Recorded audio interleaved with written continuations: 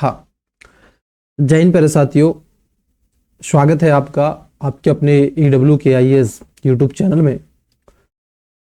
आशा करते हैं कि आप सभी अच्छे होंगे और आपकी तैयारी भी एग्जाम ओरिएंट अच्छी चल रही होगी। आज हम उपस्थित हैं, आज है 12 मार्च।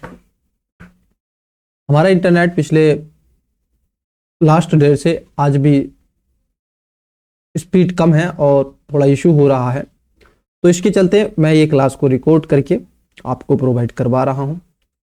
आप इसको देखिएगा और ये लाइव क्लास की तरह ही आप इसको देखें। आज बड़े ही सेंसिटिव विषय हैं, मुद्दे हैं जिस पर मैं आपके साथ में परिचर्चा करूंगा, जो आपकी परीक्षा से डायरेक्ट संबंधित हैं और एक भारत का नागरिक होने के नाते आपको जानकारी इन विषयों पर होनी चाहिए। चलिए तो स्टार्ट करते हैं और समझते हैं। देखो, पहला जो विषय है वह है आपका पहला विषय, अमेरिका इजराइल ईरान संघर्ष का भारत पर भू आर्थिक प्रभाव। आपने देखा होगा आज आपकी मेडिकल दवाई से लगाकर घर की रसोई तक, आपकी मोटरसाइकिल, बाइक, 4 व्हीलर, कार तक, ट्रक तक, बस तक, ट्रेन तक, पेट्रोल डीजल तक इसका प्रभाव प्रतीत हो रहा है। आपके बाजारों तक इसका प्रभाव प्रतीत हो रहा है। तो इसको कंप्लीटली जानेंगे कि युद्ध तो हो रहा है इजराइल में, ईरान में, अमेरिका में, लेकिन उसका प्रभाव भारतीय रसोई पर, आपके घर के सिलेंडर पर, पेट्रोल डीजल पर, आपकी दुकानों पर क्यों पड़ रहा है, इसका क्या कारण है, क्या क्या कारण है इसके डिटेल्स में हम जानेंगे। इसका क्या सोल्यूशन हो सकता है, समाधान हो सकता है, उस समाधान को, सोल्यूशन को भी हम आपके साथ में डिस्कस करेंगे और निष्कर्ष, और इसके ऊपर यूपीएससी ने अब तक किस प्रकार के क्वेश्चन पूछे हैं उन क्वेश्चनों को भी मैं आपके साथ में डिस्कस करने का प्रयास करूंगा। तो पहला टॉपिक होगा। दूसरा टॉपिक, जैसा कि आपको मालूम है, आज तो 13 मार्च है, कल था 12 मार्च, जिस पे आप बात करते हैं दांडी मार्च। तो महात्मा गांधी और दांडी मार्च, इसको समझेंगे। यूपीएससी ने स्टेट पीसीएस में, वनडे एग्जाम में यहां से क्वेश्चन बनते रहते हैं, आए दिन क्वेश्चन पूछता है एग्जामिनेशन। तो हम इसको समझेंगे कि 1930 में महात्मा गांधी जी ने क्यों स्टार्ट किया था दांडी मार्च, क्यों साबरमती आश्रम पर नमक को ही चुना। थोड़ा सा इतिहास के पन्नों को आपके सामने खोलने का, प्रस्तुत करने का प्रयास करेंगे, ताकि आपकी और ज्यादा समझ इस पे विकसित हो सके और एक इतिहास को पढ़ने की डायरेक्शन और दिशा बदल सके। तीसरा हम आपके साथ में टॉपिक देखेंगे, बड़ा ही इंपॉर्टेंट टॉपिक है, जो है गारो हिल्स का स्वायत्त जिला परिषद। ये जो स्वायत्त जिला परिषद अभी गारो हिल्स में, बेसिकली मेघालय में गारो खासी जयंतियां आप सभी जानते हैं, तो इसको हम कंप्लीटली जानेंगे। और स्वायत्त जिला जो परिषद है ये किसको दी जाती है, बेसिकली आप जानते हैं संविधान की अनुसूची जो 6ठी है, 6th शेड्यूल, जिस पे हम बात करते हैं, जिसमें असम, मेघालय, त्रिपुरा और मिजोरम, इसमें ATM 3 ये स्टेट रखे गए हैं। तो अभी गारो जो हिल्स है उसने क्या है, एक स्वायत्त जिला परिषद की डिमांड कर रही है, वहां पर मांग कर रही है। तो क्या राज्यपाल उसका सर्जन कर पाएंगे, तो उसको भी मैं आपके साथ में कंप्लीटली परिचर्चा करने का प्रयास करूंगा। क्लियर? हाँ, तो चलिए स्टार्ट करते हैं। आइए फिर आज की क्लास का पहला टॉपिक देखिए। एक बार मैं चेक कर लेता हूं कि आप तक चीजें पहुंच पा रही है कि नहीं, और मैं खुद को थोड़ा सा इधर साइड में कर लेता हूं, रहूंगा आपके बीच में, लेकिन थोड़ा सा मैं इधर साइड में कर लूंगा, तो चीजें और आपको स्पष्ट तरीके से होती रहेंगी और मैं भी आपके साथ में, आपके बीच में उपस्थिति दर्ज कराता रहूंगा। तो चलिए अब स्टार्ट करते हैं और चीजों को समझते हैं। देखो विद्यार्थी, अमेरिका इजराइल ईरान संघर्ष का भारत पर भू आर्थिक प्रभाव, डायरेक्टली अगर हम बात कर लें इसका, तो ये जो टॉपिक है आपका, अगर आप देखोगे तो ये टॉपिक किससे संबंधित है सर, किस जीएस पेपर में हम इसको रखेंगे। तो देखो, ये डायरेक्ट आप इसको आईआर से संबंधित है, डायरेक्ट आईआर से संबंधित है। अब आईआर एक ऐसा टॉपिक है, इसको आप अलग अलग जगह क्या कर सकते हैं, कनेक्ट कर सकते हैं विद एग्जांपल में। आप पॉलिटी में कनेक्ट कर सकते हैं, आप ज्योग्राफी में कनेक्ट कर सकते हैं, आप इकोनॉमी में कनेक्ट कर सकते हैं। क्लियर? हाँ, इसके अलावा आप और कहां कर सकते हैं, आप ऐसे में कनेक्ट कर सकते हैं, आप ग्लोबल को ध्यान में रखते हुए आप एथिक्स में भी इसको कनेक्ट कर सकते हैं, यूज कर सकते हैं। तो चलिए फिर स्टार्ट करते हैं। तो ये आपका आईआर से रिलेटेड है। कहां से लिया है सर आपने, ये इंडियन एक्सप्रेस में छपे लेख पर आधारित है, चर्चाओं में क्यों। देखिए अभी क्या हुआ है, हाल ही में ईरान के साथ में अमेरिका और इजराइल ने वैश्विक आपूर्ति श्रृंखलाओं को बाधित कर दिया है, जिसके चलते ऊर्जा, व्यापार और मुद्रास्फीति के मोर्चे पर भारत की कमजोरियों को उजागर किया जा रहा है। यह भारत के गोल्डीलॉक्स संतुलन यानी उच्च विकास दर और निम्न मुद्रास्फीति के सामंजस्य के लिए एक खतरा उत्पन्न करता हुआ प्रतीत हो रहा है। यहां तक कि यह भारत की रणनीति के लिए भी खतरा उत्पन्न करता है और साथ ही स्वायत्तता के लिए भी एक विदेश नीति संबंधी दुविधा उत्पन्न करता है, क्योंकि भारत को अमेरिका, इजराइल, ईरान तीनों के साथ अपने संबंध बनाए रखने हैं। अभी आपने देखा होगा किस तरीके से मयूर नारी एक शिप आ रहा था, कहां से, जो हॉर्मोज स्ट्रेट है वहां से गुजरते हुए गल्फ ऑफ, जो पर्शियन गल्फ है, गल्फ ऑफ पर्शियन जो है, पर्शियन गल्फ जो है, वहां से होता हुआ एक शिप आ रहा था और उस पे जैसे ही आप देखोगे हॉर्मोज स्ट्रेट के पास में आया, स्ट्रेट ऑफ हॉर्मोज के पास में आया, तो ईरान ने उसके ऊपर हमला किया और वो आपका शिप, भारत का शिप था, वो ध्वस्त हो गया। अभी तक भारत ने उसके प्रति कोई एक्शन नहीं लिया है, कोई एक्शन नहीं लिया है। दूसरी बात, उस पर जो सहायता करी थी वो ओमान की, वहां पर सेना थी, पोर्ट था उसका, तो वहां पे वहां के ओमान ने उसकी हेल्प करी, वहां के लोगों को बचाया, मतलब कि भारत के जो उसमें शिप में उपस्थित लोग थे उनकी जान को बचाया और बाकी वो जल जल के राख हो गया, क्योंकि उसके अंदर आपका पेट्रोल, डीजल, बेसिकली तेल, कच्चा तेल था, तो वो ध्वस्त हो गया। तो ये समस्याएं आज लगातार भारत के सामने बड़ी होती चली जा रही हैं। आपको अमेरिका के साथ में संबंध बना के रखने हैं, आपको इजराइल के साथ में संबंध बना के रखने हैं और आपको ईरान के साथ में संबंध बना के रखने हैं। इसके ऊपर एक और देश है जिसको बोलते हैं इराक। इराक से भी भारत क्या करता है, आप देखोगे कच्चा तेल खरीदता है, क्योंकि ये एलपीजी सिलेंडर का एक मुद्दा अब लगातार घर कर रहा है। तो भारत के सामने अब कई चुनौतियां हैं। वो चुनौतियां कौन कौन सी हैं, आज हम सभी को डिटेल्स में समझेंगे। एक बार पढ़ लो इस टॉपिक को, बार बार पढ़ने से बेटर है। देखो, अमेरिका और इजराइल के बीच में ईरान को लेकर के चल रहे संघर्ष का क्या प्रभाव पड़ेगा, तो इसके प्रभाव आप नोट भी कर सकते हैं और आप बैठकर के चीजों को समझ भी सकते हैं। पहला प्रभाव देखना जरा विद्यार्थी, पहला जो इंपैक्ट पड़ता हुआ आपको प्रतीत होगा वह है ऊर्जा सुरक्षा गंभीर खतरे में। ये जो आज संघर्ष हो रहा है, अमेरिका, इजराइल, ईरान का जो संघर्ष है, ये जो ट्रायंगल है, इसका प्रभाव भारत की डायरेक्ट किस पर, अर्थव्यवस्था पर, और उसमें एक सेक्टर सबसे पहले ऊर्जा सुरक्षा पर गंभीर खतरा आपको देखने के लिए मिलेगा, क्योंकि भारत अपने कच्चे तेल का लगभग आप देखोगे 85%, 85% से अधिक, और अपने द्रवीकृत प्राकृतिक गैस मतलब कि एलएनजी का महत्वपूर्ण हिस्सा आयात करता है। तो हम वहां से नेचुरल गैस, इन सब के अलावा कच्चा तेल 85% कहां से, इजराइल से, ईरान से और इराक से ही क्या है, इस क्षेत्र से ही हम आयात करते हैं, जिसका अधिकांश भाग सऊदी अरब, इराक, यूएई और कतर से आता है। उसके अलावा सर ये ऐसा क्यों हो रहा है, ये इसलिए हो रहा है क्योंकि होर्मुज जो जलडमरू मध्य है में व्यवधान के कारण इन खाड़ी देशों से तेल और एलएनजी का बहिर्गमन प्रभावित हो गया है। क्योंकि होता क्या है, जो भी शिप आता है आपका, वो क्या होता है, पर्शियन गल्फ से होता हुआ सीधा होर्मुज स्ट्रेट से होता हुआ आता है अरब सागर में। जो स्ट्रेट है, जो आपकी होर्मुज स्ट्रेट है, उस पर कब्जा करके बैठा है कौन, ईरान। उस क्षेत्र से किसी भी शिप को वो जाने नहीं दे रहा है। अगर आप सऊदी अरब से, उसके अलावा इराक से, यूएई से और कतर से अगर आप तेल लेकर के आते हैं, तो इन्हीं क्षेत्रों से होकर के आपको आना पड़ेगा और उस पर कब्जा है ईरान का। यह संकट भारत की सीमित बफर क्षमता को दर्शाता है। उदाहरण के लिए अगर हम बात कर लें तो चीन के पास 110 दिन से 140 दिन का आयात के लिए पर्याप्त पेट्रोलियम भंडार है। तो जो हमारा पड़ोसी देश चाइना मुल्क है, तो चाइना मुल्क के पास में अगर मान लीजिए वो कहीं से ना ले और ना दे, तो उस स्थिति में वो 110 दिन से 140 दिन तक, मैं कहूं कि 100 से 150 दिन तक उसके पास में रिजर्व है, भंडारण है, किसका, पेट्रोल और डीजल और गैस का। इसके विपरीत भारत के रणनीतिक पेट्रोलियम भंडार की अगर हम बात कर ले तो केवल 53 लाख मीट्रिक टन पेट्रोलियम है, जो मात्र कुछ दिनों की खपत के लिए ही पर्याप्त है। मैं एक बात मैं आपको बता दूं तो भारत मैक्सिमम 20 से 25 दिन तक का ही क्या करता है, पेट्रोल और डीजल रिजर्व रखता है गैस का। अगर ये 20 से 25 दिन तक इसकी सप्लाई नहीं हुई तो भारत में कोलैप्स आपको देखने के लिए मिलेगा।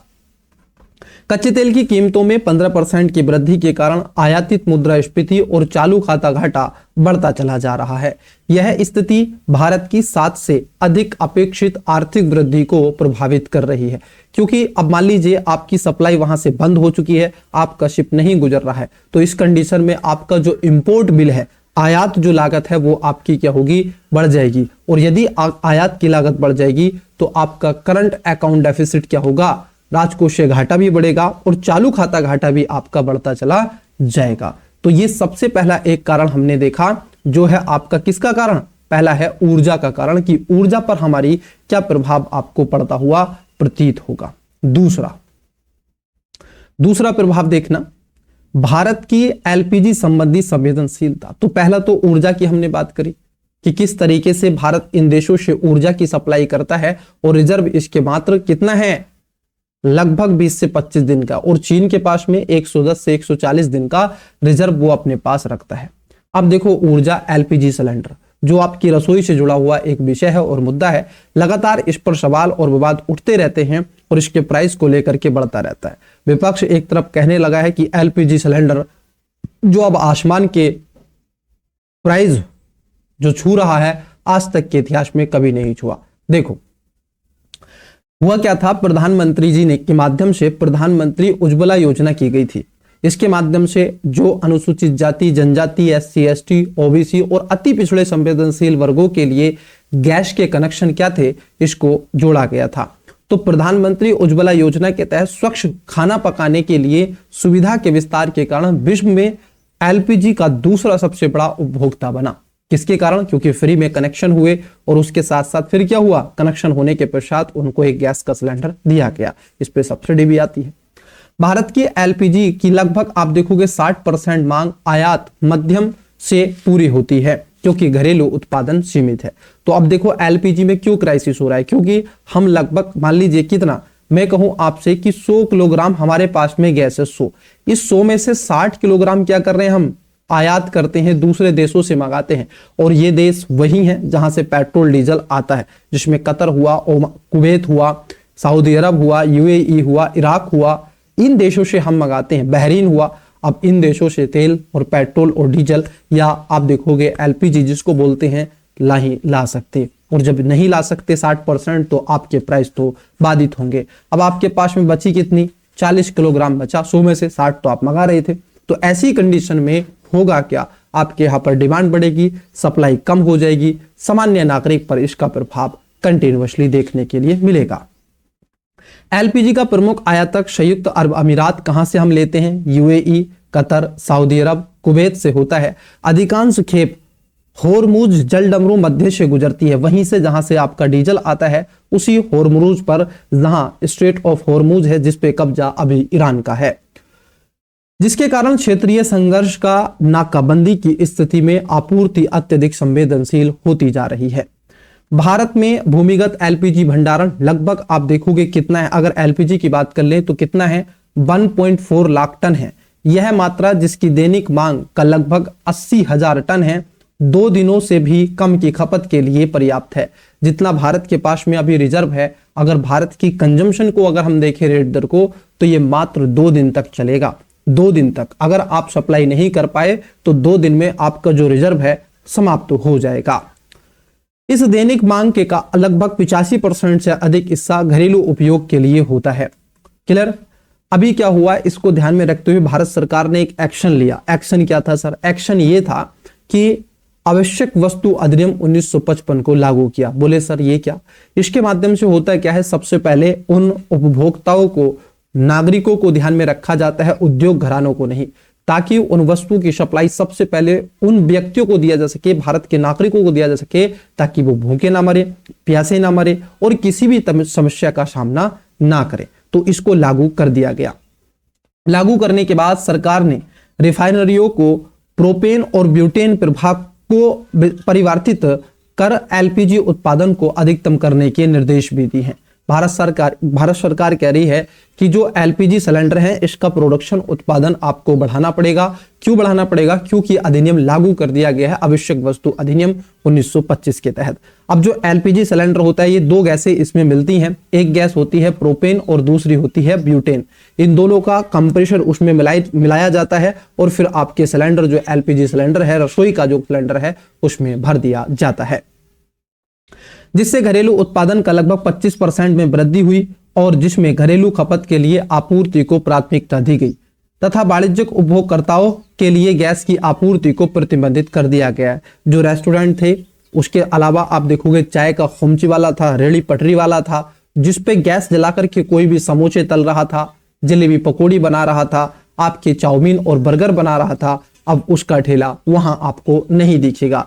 रीजन है कि उसको गैस का सिलेंडर नहीं मिलेगा।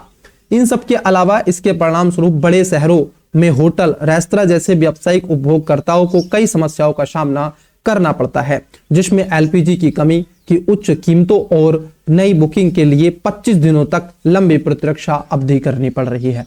आज वो आप देख रहे होंगे कि लगातार ऐसी तस्वीरें आपको देखने के लिए मिल रही हैं, जहां पर लोग लंबी लंबी कतारों में खड़े हुए हैं और लगभग उनको कितने दिन, 25 दिन तक उनको अभी तक आप देखोगे क्या है, 2-2, 3-3 दिन हो चुके हैं कई जगह व्यक्तियों को लाइन में, उनका सिलेंडर वहीं रखा है, रात को सो जा रहा है वो व्यक्ति जो 500-700 रुपए की दहाड़ी करता था, अपने घर का भरण पोषण करता था। आज उसकी ड्यूटी कहां पर हो गई? वो केवल और केवल गैस के लिए खड़ा हुआ है पिछले 2 दिन से। क्यों? क्योंकि उसके घर का चूल्हा नहीं जल पा रहा है। तो ये एक नाकामी है सरकार की।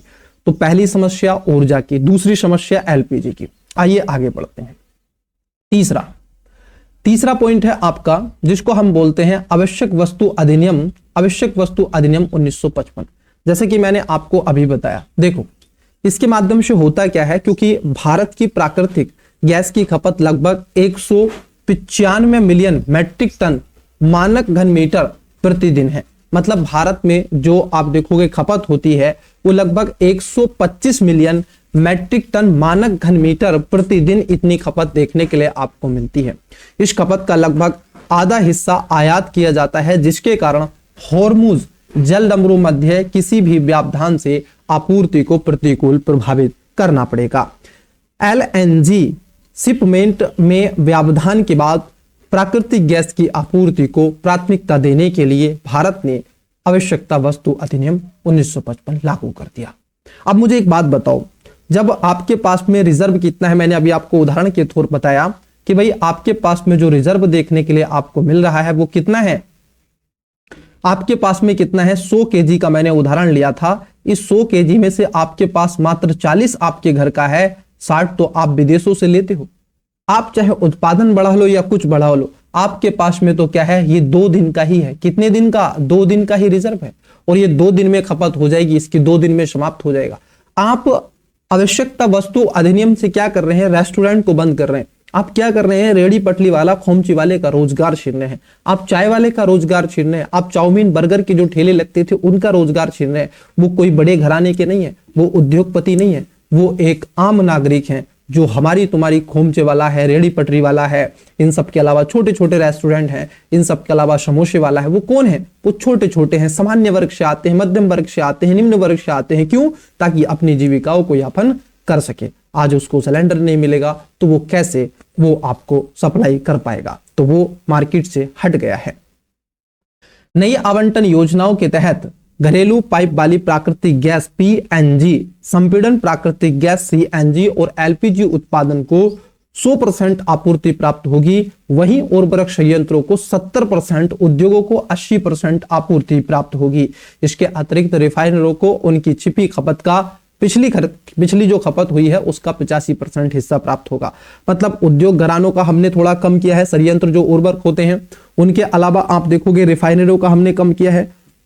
तो इनका हम खासतौर पर हिस्से को कम कर रहे हैं और हम जो मानवीय आवश्यकताएं हैं उनको पूरा करने के लिए सप्लाई को कंटिन्यूअसली बढ़ा रहे हैं।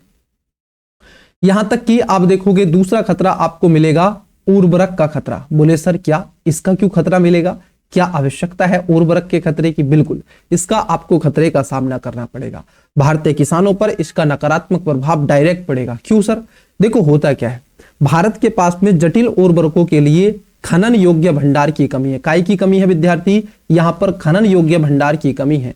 यह मर्चेंट अमोनिया के लिए Oman, Saudi Arab, Qatar, sulphur गंधक के लिए Oman, UAE, Qatar, Kuwait, Saudi Arab, और आप देखोगे फास्फेट एसिड के लिए रॉक फॉरेस्ट जो कि डायमोनियम फास्फेट जिसको बोलते हैं डाई अमोनियम फास्फेट DAP के लिए महत्वपूर्ण है और जिसे जॉर्डन पर निर्भर रहना पड़ता है। भारत देश के अंदर आपको बता दें जो ये खाद होता है ना यूरिया, जिसको आप NPK डालते हो कि नहीं किसान, हमारे भारतीय किसान, क्योंकि मैं किसान की फैमिली से आता हूं, तो आप देखोगे खेत के अंदर क्या है, हम उस फर्टिलाइजर को यूज करते हैं कि नहीं, डाई अमोनियम फास्फेट DAP डालते हैं। अब ये जो DAP है विद्यार्थी आता कहां से है, जरा इसको समझो। ये आता है पर्शियन गल्फ से। कौन से देश हैं सर? ये ओमान हुआ, UAE हुआ, कतर हुआ, कुवैत हुआ, ये सऊदी अरब हुआ और इसके अलावा जॉर्डन हुआ। इनके ऊपर डिपेंडेंसी है। यदि इनके ऊपर डिपेंडेंसी है, आप फास्फेट यहां से ले रहे हैं, आप इसके अलावा आप देखोगे अमोनिया यहां से ले रहे हैं और रॉक फास्फेट यहां से ले रहे हैं जिसको DAP बोलते हैं, वो आस्ता यहां से आ रहा है। अब जब चोक पॉइंट पर वो बंद कर दिया गया हॉर्मुज जो स्टेट है, तो आप वहां से आयात नहीं कर सकते। आप आयात नहीं कर सकते तो आप कैसे किसानों तक उर्वरक की सप्लाई बढ़ाओगे, कैसे उन तक यूरिया आप पहुंचाओगे? आपकी गेहूं की फसल आ रही है, कैसे उसको आप एक अच्छी फसल के रूप में तब्दील कर सकते हो? इसके अतिरिक्त आप देखोगे घरेलू यूरिया संयंत्र कतर, UAE से आयात LNG पर निर्भर है। देश के यूरिया संयंत्र अपनी उत्पादक प्रक्रिया के लिए कतर और संयुक्त अरब अमीरात UAE से आयात की जाने वाली LNG पर निर्भर होते हैं। वर्तमान में भारत के पास पर्याप्त भंडार है। ऐसा कहा जा रहा है कि जो उर्वरक हैं, जो आपके खाद्य है, जो खाद होता है जिसको हम एग्रीकल्चर में यूज करते हैं, वो पर्याप्त है। जैसे कि फरवरी 2026 के अंत में लगभग 5.5 मिलियन टन यूरिया, क्योंकि रबी मौसम समाप्त हो रहा है और खरीफ मौसम अभी मई और जून से आप देखोगे अक्टूबर थोड़ा दूर है। तो खरीफ की जो फसल है उसमें तो अब फर्टिलाइजर नहीं चाहिए, क्योंकि गेहूं की फसल अब पकने पर तैयार है, वो कटेगी आने वाले 1 महीने के बाद, क्योंकि वो पकने जा रही है, तो उसमें खाद की जरूरत नहीं पड़ेगी। लेकिन उसके अलावा जो खरीफ की फसल आएगी, धान की फसल आएगी, और भी फसलें होती हैं, तो उसमें तो खाद की आवश्यकता पड़ेगी। अगर ये प्रभाव, ये युद्ध लंबा चला, 2-3 महीने खींचा, तो आप देखोगे भारतीय अर्थव्यवस्था चरमरा जा जाएगी और इन्फ्लेशन बहुत हाई लेवल की बढ़ती हुई प्रतीत होगी। तो यहां पर हमने उर्वरक का खतरा देखा, आवश्यकता वस्तु अधिनियम देखा, LPG देखा और ऊर्जा देखा। चलिए आगे बढ़ते हैं। नेक्स्ट देखो, नेक्स्ट खतरा क्या है सर? क्या और भी खतरे? बिल्कुल, कई खतरे आपको देखने के लिए मिलेंगे। उसके बाद नेक्स्ट आपका खतरा आता है खाद्य और कृषि निर्यात का खतरा। बोले सर क्यों? देखो होता क्या है, ये जितने भी गल्फ ऑफ पर्शियन कंट्री हैं स्टूडेंट्स, इन कंट्रियों में अगर हम बात कर लें, इन कंट्रियों में खाद्यान्न की फसलों का उत्पादन बहुत लिमिटेड होता है। तो भारत जैसे देश, पाकिस्तान जैसे देश, बांग्लादेश जैसे देशों से क्या होता है, बड़ी मात्रा में खाद्यान्न फसलों का निर्यात होता है। हम यहां से वस्तुओं को उन देशों में भेजते हैं, अपनी वस्तुएं बेचते हैं वहां पर ले जाकर के। तो अभी क्या हो रहा है, वैश्विक व्यापार अनुसंधान पहल जिसको GTRI कहते हैं, इसके अनुसार पश्चिम एशिया को होने वाला लगभग 11.8 मिलियन अमेरिकी डॉलर मूल्य का भारतीय खाद्य और कृषि निर्यात को जोखिम में पड़ गया है। क्यों? क्योंकि आप अपना शिप भेज ही नहीं सकते। कहां से भेजोगे? अगर आपको वहां तक निर्यात करना है, अगर आपको Qatar, Iran, Iraq, Bahrain, UAE, Saudi Arab अगर आपको जाना है, तो कैसे जाओगे? आपको जाना पड़ेगा हॉर्मुज स्ट्रेट को पार करके। लेकिन वहां पर एकदम बैन कर दिया गया है। कोई भी शिप वहां से गुजरता है, उसके ऊपर धड़ाम से मिसाइल डाल दी जाती है, अटैक कर दिया जाता है, वो शिप फट जाता है और वो डूब जाता है। तो इसके चलते अब भारत कैसे अपना निर्यात वहां तक कर सके? एरोप्लेन, वहां की जो भी फ्लाइटें हैं, सेवा हैं, वो बंद कर दी गई है। सऊदी अरब, इराक, संयुक्त अरब अमीरात, UAE और ईरान भारतीय बासमती चावल के प्राथमिक खरीदारों में से एक है। अब कैसे खरीदेंगे वो चावल? क्योंकि उनको तो अपनी जान बचाने के लाले पड़े हुए हैं। वर्तमान में आप देखोगे 3000 से अधिक शिपिंग कंटेनर घरेलू बंदरगाहों जैसे कांडला, मुंद्रा में फंसे हुए हैं, यहां तक कि परागमन में अटके हुए हैं। सारे शिपों में माल एकदम तैयार है, बासमती के चावल एकदम भरे हुए हैं, दाल गेहूं भरी हुई है, लेकिन वो पहुंचे कैसे? क्यों? क्योंकि आप देखोगे यहां पर कंटेनर फंसे हुए। मैंने बताया हॉर्मुज जो स्ट्रेट है उस पर कब्जा ईरान का है और उसने उसको बंद कर दिया है। कोई शिप गुजरेगा, चाहे उसमें माल कुछ भी भरा हो, तो वो क्या हो जाएगा? फट जाएगा। भारत ने वर्ष 2025 में पश्चिमी एशिया को लगभग 11.8 अरब अमेरिकी डॉलर मूल्य के कृषि और खाद्य उत्पादों का निर्यात किया। 2025 में ये ठीक ठाक निर्यात है। 11.8 जो अरब अमेरिकी डॉलर का हमने वहां पर क्या है अपनी वस्तुओं को बेचा, निर्यात किया। और इन सब के अलावा जो भारत के कुल कृषि निर्यात के 5वें भाग से अधिक लगभग 20 से 22% के आसपास तक का हिस्सा कवर करते हैं। तो यहां से बहुत अधिक मात्रा में हमें क्या है, जितना हम पूरे विश्व में बेचते हैं उसका अगर हम बात कर ले तो 1/4 हम कहां बेचते हैं? इन देशों में बेचते हैं। पास में है, करीब में है, इजीली हो जाता है, लागत हमारी कम आती है और इतनी मुद्राएं हमने 2025 में प्राप्त करी थी।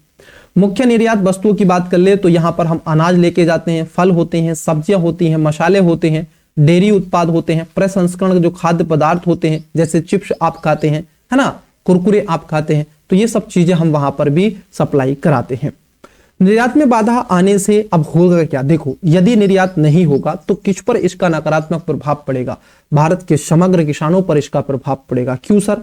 पहला, पंजाब, हरियाणा, उत्तर प्रदेश, आंध्र प्रदेश, तेलंगाना और महाराष्ट्र जैसे राज्यों के किसानों और खाद्य प्रसंस्करण उद्योगों पर इसका प्रभाव पड़ेगा। पहला किसानों पर, दूसरा इसका जो प्रभाव पड़ेगा वो पड़ेगा एमएसएमई सेक्टर पर, जो फूड प्रोसेसिंग इंडस्ट्री है, छोटी छोटी इंडस्ट्री है जो चिप्स बनाती है, कुरकुरे बनाती है, और भी कई ऐसी बीफ की फैक्ट्रियां हैं वो बंद हो चुकी हैं। ठीक है, हाँ, जैसे कि एक हमारे विद्यार्थी हैं संभल से, संजीव, वहां पर मुस्लिमों का गढ़ कहा जाता है। अभी वहां पर हिंदू मुस्लिम हुआ था जो हरिहर मंदिर को लेकर के, तो वहां पर कई बीफ की फैक्ट्री हैं, जैसा कि मैं उसके बारे में थोड़ा जानता हूं। तो अब क्या है, वो बंद हो जाएंगी क्योंकि अब शिप में माल भरा पड़ा है, जा नहीं रहा है, क्योंकि भारत से बीफ बहुत अधिक मात्रा में क्या होता है? निर्यात होता है। निर्यातकों को समुद्री ईंधन की बढ़ती कीमतों और उच्च माल भाड़ा लागत और बढ़ते आप देखोगे डिमरेज शुल्क के कारण दबाव का सामना करना पड़ रहा है। इसलिए वे सरकार से आग्रह कर रहे हैं कि संकट के कारण होने वाली शिपमेंट में देरी पर दंड से बचने के लिए फोर्स म्यूजर घोषित करे। अब देखो ये भी एक मुद्दा है, क्योंकि जो मान लीजिए अभी आप देखोगे जेएनपीटी हुआ, कांडला पोर्ट हुआ, मुंद्रा पोर्ट हुआ, अब यहां पर बहुत अधिक मात्रा में शिप खड़े हुए हैं और उनमें क्या है, सामान भरा हुआ है, एकदम पैक्ड है, बस जाने ही वाले थे, लेकिन हॉर्मुज स्ट्रेट लॉक हो गया। अब हुआ क्या, अब जब उसमें माल भरा खड़ा है तो उसमें क्या होगा, उसकी जो लागत है, जो निर्यातक थे उनका सामान भरा है, उनकी लागत जो है उसमें निर्यात की बढ़ जाएगी। ऐसी कंडीशन में अब वो वहां पर माल बेचें कि ना बेचें, ऐसा तो नहीं माल उसी में रह जाए और पता चला कि युद्ध हुआ और वो उन पर ध्वस्त हुआ, वो टैंकर डूब जाएंगे और बहुत बड़ा घाटा चाहे पंजाब के किसान हो, हरियाणा के किसान हो, उत्तर प्रदेश, आंध्र प्रदेश, तेलंगाना, महाराष्ट्र, तमिलनाडु, गुजरात इत्यादि के एमएसएमई सेक्टर हो और भारत के समस्त भारत के एमएसएमई सेक्टर हो, उनको उनकी जीडीपी गिर जाएगी धड़ाम से, वो आप देखोगे गर्त में जाते हुए प्रतीत होंगे। क्लियर? तो ये भी चीजें आपको देखने के लिए मिलेंगी। इन सब के अलावा किस चीज पर और प्रभाव पड़ेगा? मैंने कहा ना, अगर आप पढ़ रहे हैं तो थोड़ा डेप्थ में एक बार समझ लो ताकि आपको चीजें स्पष्ट हो सके। देखो, मुख्य औद्योगिक क्षेत्रों की बात कर ले, क्या सर इसका इंडस्ट्रियल सेक्टर पर भी प्रभाव पड़ेगा? बिल्कुल, ऑफकोर्स पड़ेगा। देखो, निर्माण और सीमेंट पर इसका अत्यधिक मात्रा में प्रभाव पड़ता हुआ आपको मिलेगा। किस पर? जो आपका निर्माण और सीमेंट है। बोले सर क्यों पड़ेगा? देखो इसका रीजन, भारत अपने आयातित चूना पत्थर का कितना, लगभग आप देखोगे 70%, 68.5% और आयातित जिप्सम का 61.1% हिस्सा Bahrain, Kuwait, Oman, Qatar, Saudi Arab और संयुक्त अरब अमीरात यूएई जैसे देशों से प्राप्त करता है। जरा समझो, ये जो सीमेंट बनता है जिसकी आप बात करते हैं, जिससे भवन निर्माण होता है, बड़ी बड़ी इमारतें, कंक्रीट के जो महल बनाए जा रहे हैं पेड़ों को काट करके, तो इसको लेकर के हम कुवैत से, बहरीन से, ओमान से, कतर से, यूएई से क्या करते हैं, यहां से जिप्सम और चूना पत्थर का आयात करते हैं। क्या करते हैं? आयात करते हैं। जहां आपूर्ति में लगने वाले झटके सीधे तौर पर घरेलू सीमेंट की कीमतों में वृद्धि करेंगे और बुनियादी ढांचा परियोजनाओं को ठप कर देंगे। यहां तक कि आपूर्ति में बाधा आने से घरेलू सीमेंट की कीमतों में वृद्धि हो जाती है या हो सकती है, यहां तक कि बुनियादी ढांचा परियोजनाओं में रुक सकती है और धीमे पड़ सकती हैं। मुझे एक बात बताओ, यदि आपको एक मकान बनाना है, अपने लिए एक घर बनाना है, तो उसके लिए सरिया आवश्यक है, ईंट, कंक्रीट, पत्थर आवश्यक है और सीमेंट बहुत जरूरी है। ऐसा तो नहीं ना आप ईंट को ऐसे ही खड़ा कर दोगे, ऐसा तो नहीं ना आप सरिया लगा करके मकान बना दोगे, बल्कि आपको क्या करना पड़ेगा, उसमें खासतौर पर सीमेंट भी उसके लिए जिम्मेदार होता है। अगर सीमेंट नहीं आएगा तो आप कैसे करोगे? तो अब सीमेंट में चूना पत्थर और जिप्सम हम कहां से लाते हैं? ये Kuwait, Bahrain, Oman, Qatar, Saudi Arab और यूएई से ही हम आयात करते हैं। इनकी निर्भरता, हमारी जो निर्भरता है, इन पर ही बनी हुई है, जिसके चलते ये महंगा होता हुआ प्रतीत होगा और डिमांड तो अपने हिसाब से बढ़ेगी, सप्लाई कम हो जाएगी तो उसके प्राइस हाई हो जाएंगे। इन सबके अलावा स्टील उत्पाद पर भी इसका नकारात्मक प्रभाव आपको देखने के लिए मिलेगा। आपने बहुत बार लंबे लंबे सपने दिखाए गए आपको सरकार के द्वारा, ग्रीन स्टील, फलाना स्टील, ये स्टील और ढिमकाना स्टील। तो विद्यार्थी जरा इस बात को भी समझो, स्टील के उत्पाद पर भारत के स्टील उद्योगों का एक महत्वपूर्ण हिस्सा डायरेक्ट आप देखोगे रिड्यूस आयरन, जिसको बोलते हैं DRI प्रक्रिया का उपयोग करता है, जो प्राकृतिक गैस पर आधारित है। यदि आपके पास नेचुरल गैस ही नहीं आएगी तो कहां से आप स्टील में आप देखोगे DRI का उपयोग कर सकते हैं। DRI किससे बनता है? वो बनता है आपका नेचुरल गैस से, और नेचुरल गैस के लिए हम डिपेंडेंसी किस पर है? ये जो आपके गल्फ ऑफ पर्शियन के देश हैं, खाड़ी देश हैं, इन पर हमारी निर्भरता बनी हुई है।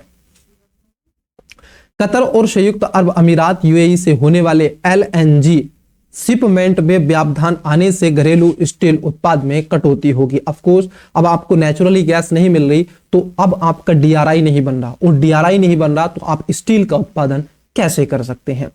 इसके अलावा अगर हम बात कर लें विनिर्माण और घरेलू रत्न उद्योग, देखो भारत आप देखोगे रत्न उद्योग के लिए जाना जाता है। बोले सर ये क्या होता है? ये जो हीरे होते हैं, ये जो मोती होते हैं, इनको लेकर के। क्यों?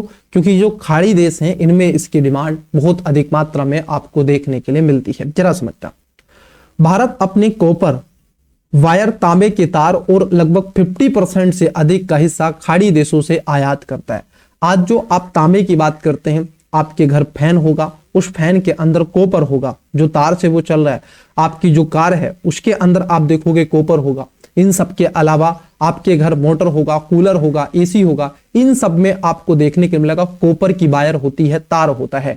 इसमें स्टील तांबा होता है। मुरादाबाद तांबा पीतल नगरी के रूप से जाना जाता है। क्या उसमें अगर, क्योंकि जो तांबा है, जो पीतल है, वो आप देखोगे देखने के लिए आपको मिलता है। तो इसको चलते अब क्योंकि हमारी डिपेंडेंसी क्या है, भारत की 50% से अधिक इन्हीं खाड़ी देशों पर है, तो इसके चलते आयात महंगा होगा, जो बिजली पारेषण के लिए अत्यंत महत्वपूर्ण है। इसके अतिरिक्त सूरत स्थित भारत का हीरा प्रसंस्करण, जो हीरा इंडस्ट्री है, सूरत के लिए जाना जाता है, सूरत इंडस्ट्री हीरे के लिए जाना जाता है, हब कच्चे माल की कमी का सामना कर रहा है, क्योंकि 40% से अधिक हिस्सा कच्चे हीरे हम कहां से लाते हैं? UAE और इजराइल से आयात करते हैं। देखो आपको क्या लगता है? आपको लगता होगा कि सर ये तो हम पहली बार पढ़ रहे हैं इतिहास के पन्नों में, आप हमारी आंखें खोल रहे हैं। बिल्कुल विद्यार्थी, मैंने जब इसको फर्स्ट टाइम देखा, पढ़ा, तो मैं सन्न रह गया। क्यों? क्योंकि मैंने कभी पढ़ा ही नहीं था, इसलिए सन्न रह गया।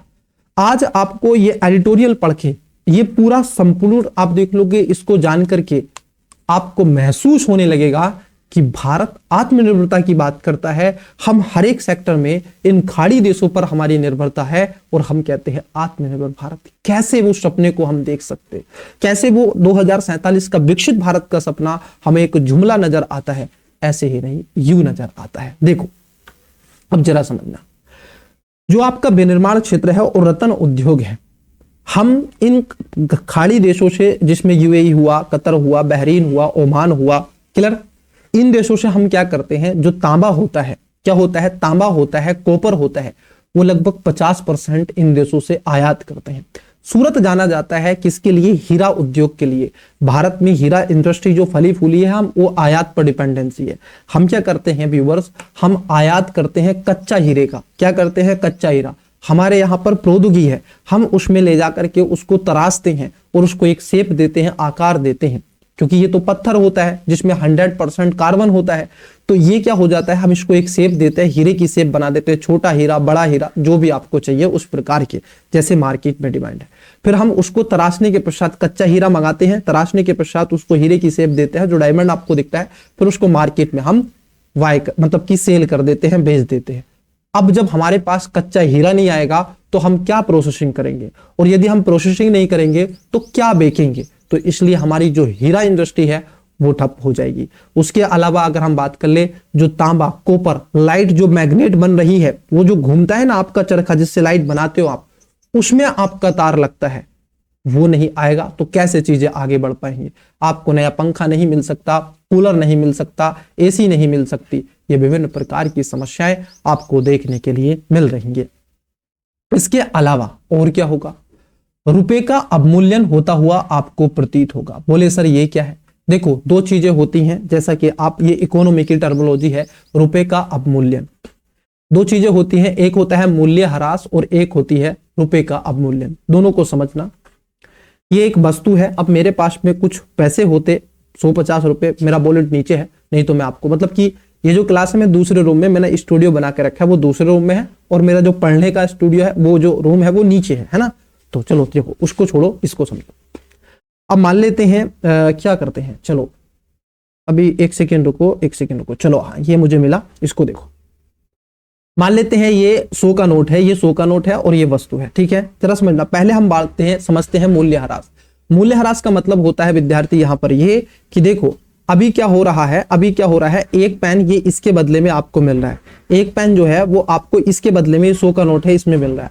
लेकिन अब क्या हो गया विद्यार्थी, आपका ये जो एक पेन है ना, ये अब 2 में मिलेगा, 200 रुपए में मिलेगा। तो यहां पर क्या हो गया, पेन वही था लेकिन इसकी कीमत 200 रुपए हो गई। इसको बोलते हैं मूल्य ह्रास। आपकी मुद्रा की वैल्यू क्या हो गई, कम हो गई। किससे? वस्तु से। तो इसी से इन्फ्लेशन आती है। क्लियर हो गया। अब आता है अवमूल्यन। अवमूल्यन का मतलब होता है यदि आपकी मुद्रा किसी दूसरी मुद्रा के सापेक्ष कमजोर हो जाए, जैसे वन फॉर एग्जांपल डॉलर के सापेक्ष भारतीय रुपया।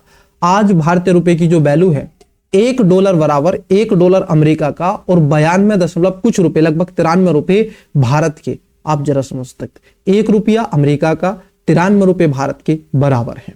तो भारत की जो करेंसी है उसकी वैल्यू क्या हो गई, कम हो गई। तो इसको अवमूल्यन कहते हैं। ये समझ में आपको आ जाना चाहिए, आई होप कि आ गया होगा।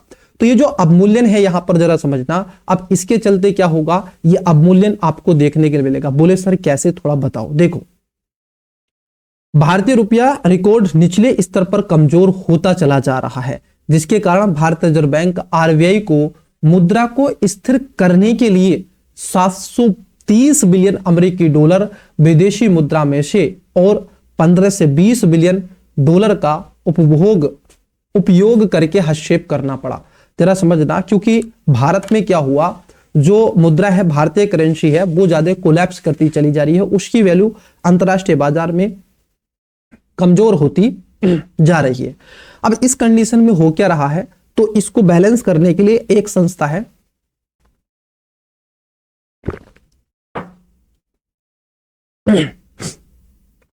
समझो वो क्या रहा है, अवमूल्यन के माध्यम से जो भारतीय करेंसी है वो कमजोर होती चली जा रही है अंतरराष्ट्रीय करेंसी के मुकाबले। अब इसको बैलेंस करने के लिए आरबीआई क्या करता है, कभी मार्केट में डॉलर को बेचता है तो कभी मार्केट में मुद्रा को शक करता है। जरा समझना, अर्थव्यवस्था का एक नियम है, वो कभी ऐसे नहीं चलती, वो कभी ऊपर जाती है, कभी नीचे, कभी ऊपर, कभी नीचे। आपने देखा होगा हॉस्पिटल में, या जो हार्ट बीट की लाइन आती है ना, जो आपकी धड़कन है, हार्ट बीट की जो लाइन आती है, वो ऊपर नीचे ऐसे चलती है कि नहीं? बोले सर ऐसे ही इकोनॉमी अर्थव्यवस्था चलती है। अब जरा समझना, अगर आपका डॉलर मजबूत होता चला जा रहा है और रुपया कमजोर होता चला जा रहा है, तो आरबीआई क्या करेगा, इस कंडीशन में डॉलर क्या है, मार्केट में कम है और रुपया ज्यादा है। जो मार्केट में ज्यादा होता है उसकी वैल्यू कम हो जाती है। यह आपको ध्यान में रखना चाहिए। जैसे मैं आपको उदाहरण से समझाता हूं। मान लीजिए आपके 4 मित्र हैं, आप डेली बेसिस पर 1-1 घंटा अपने चारों मित्रों के घर जाते हैं, डेली जाते हो डेली, 1 महीने बाद आपकी जो रिस्पेक्ट होगी, आपकी जो वहां पर खातिरदारी होगी, आपका जो सम्मान होगा वो घटता चले जाएगा। रीजन है जानते हो क्यों? क्योंकि आप डेली वहां पर 1-1 घंटा चारों के घर जा रहे हैं। वो कहेंगे अरे ये तो आता जाता रहता है, इसका क्या, वो आया होगा, ऐसे बोलते हैं वो आया होगा। क्लियर? हाँ। और यदि आप चारों के घर क्या करें, 1 महीने में 1 बार जाए और 10-10 मिनट के लिए जाए, आपकी जो वैल्यू है, आपकी जो पोजीशन है, आपकी जो इज्जत है बढ़ जाएगी। आपसे कहेंगे आओ बैठो खाना खा लो, बहुत दिन के बाद आए हो, कहाँ रहते हो, दिखाई नहीं देते, आ जाया करो, ऐसे आपसे बोलेंगे। रीजन एंड दैट, क्योंकि आप उसमें कम कम जा रहे हो। तो मार्केट में जो ज्यादा होता है उसकी वैल्यू हमेशा कम देखी जाती है। आप चाहे कितनी भी वैल्यूबल हो, लेकिन सामने वाला आपकी मुद्रा, आपकी जो वैल्यू है कम आंकने लगता है। अब जरा समझना, जैसे कहा जाता है आप कलेक्टर किसके लिए होगे? समाज के लिए होगे, जनता के लिए होगे, देश के लिए होगे। बीवी के लिए या पति के लिए क्या हो? आप उसकी पति या पत्नी हो, वो आप उसके लिए कलेक्टर नहीं हो। क्लियर? हाँ, वो लोग आपका मजाक ही उड़ाएंगे। क्यों? आप उनके सदस्य हो। तो ये चीजें होती हैं। वैसे ही क्या होता है, जब डॉलर मार्केट में अधिक, अगर रुपया देखो, अब रुपया क्या है, बहुत अधिक है बाजार में, जो भारतीय करेंसी है ज्यादा है और डॉलर कम है। तो ऐसी कंडीशन में आरबीआई क्या करता है, डॉलर को शक करता है, डॉलर को, माफ कीजिएगा, मुद्रा को जो है आपकी भारतीय करेंसी उसको शक करता है और डॉलर के जो प्रभाव को क्या है बढ़ाता है। तो डॉलर का रिजर्व क्या करता है, खोलता है। वो कहता है कि मैं डॉलर निकाल के अपने रिजर्व में से मार्केट में छोड़ूंगा और रुपये को कम करूंगा। तो इसको बैलेंस करने का वो प्रयास करता है। जरा समझना, इसके लिए क्या किया था, आरबीआई ने 730 बिलियन अमेरिकी डॉलर विदेशी मुद्रा भंडार में से 15 से 20 बिलियन डॉलर का उपयोग करके हस्तक्षेप करना पड़ा। तो कितने रुपए निकाले? 730 बिलियन डॉलर हमने निकाले थे, आरबीआई ने निकाले और मार्केट में छोड़े। क्यों? क्योंकि हमारी करेंसी लगातार क्या हो रही थी, अवमूल्यन का शिकार हो रही थी, डेप्रिशिएट करती चली जा रही थी। पश्चिम एशिया, इन सब के अलावा पश्चिम एशिया में भारतीय नागरिकों की सुरक्षा का एक मुद्दा है। भारत के नागरिक अगर हम बात कर ले, जो एनआरआई हैं, कहां कहां पर रहते हैं, कुवैत, यूएई, हर जगह आपको, सऊदी अरब, ये आपको देखने के लिए मिलते हैं। ये जो हमारे एनआरआई है, यहां पर जाकर के निवेश कर रहे हैं, यहां पर जाकर के काम कर रहे हैं, वर्कर के रूप में काम कर रहे हैं।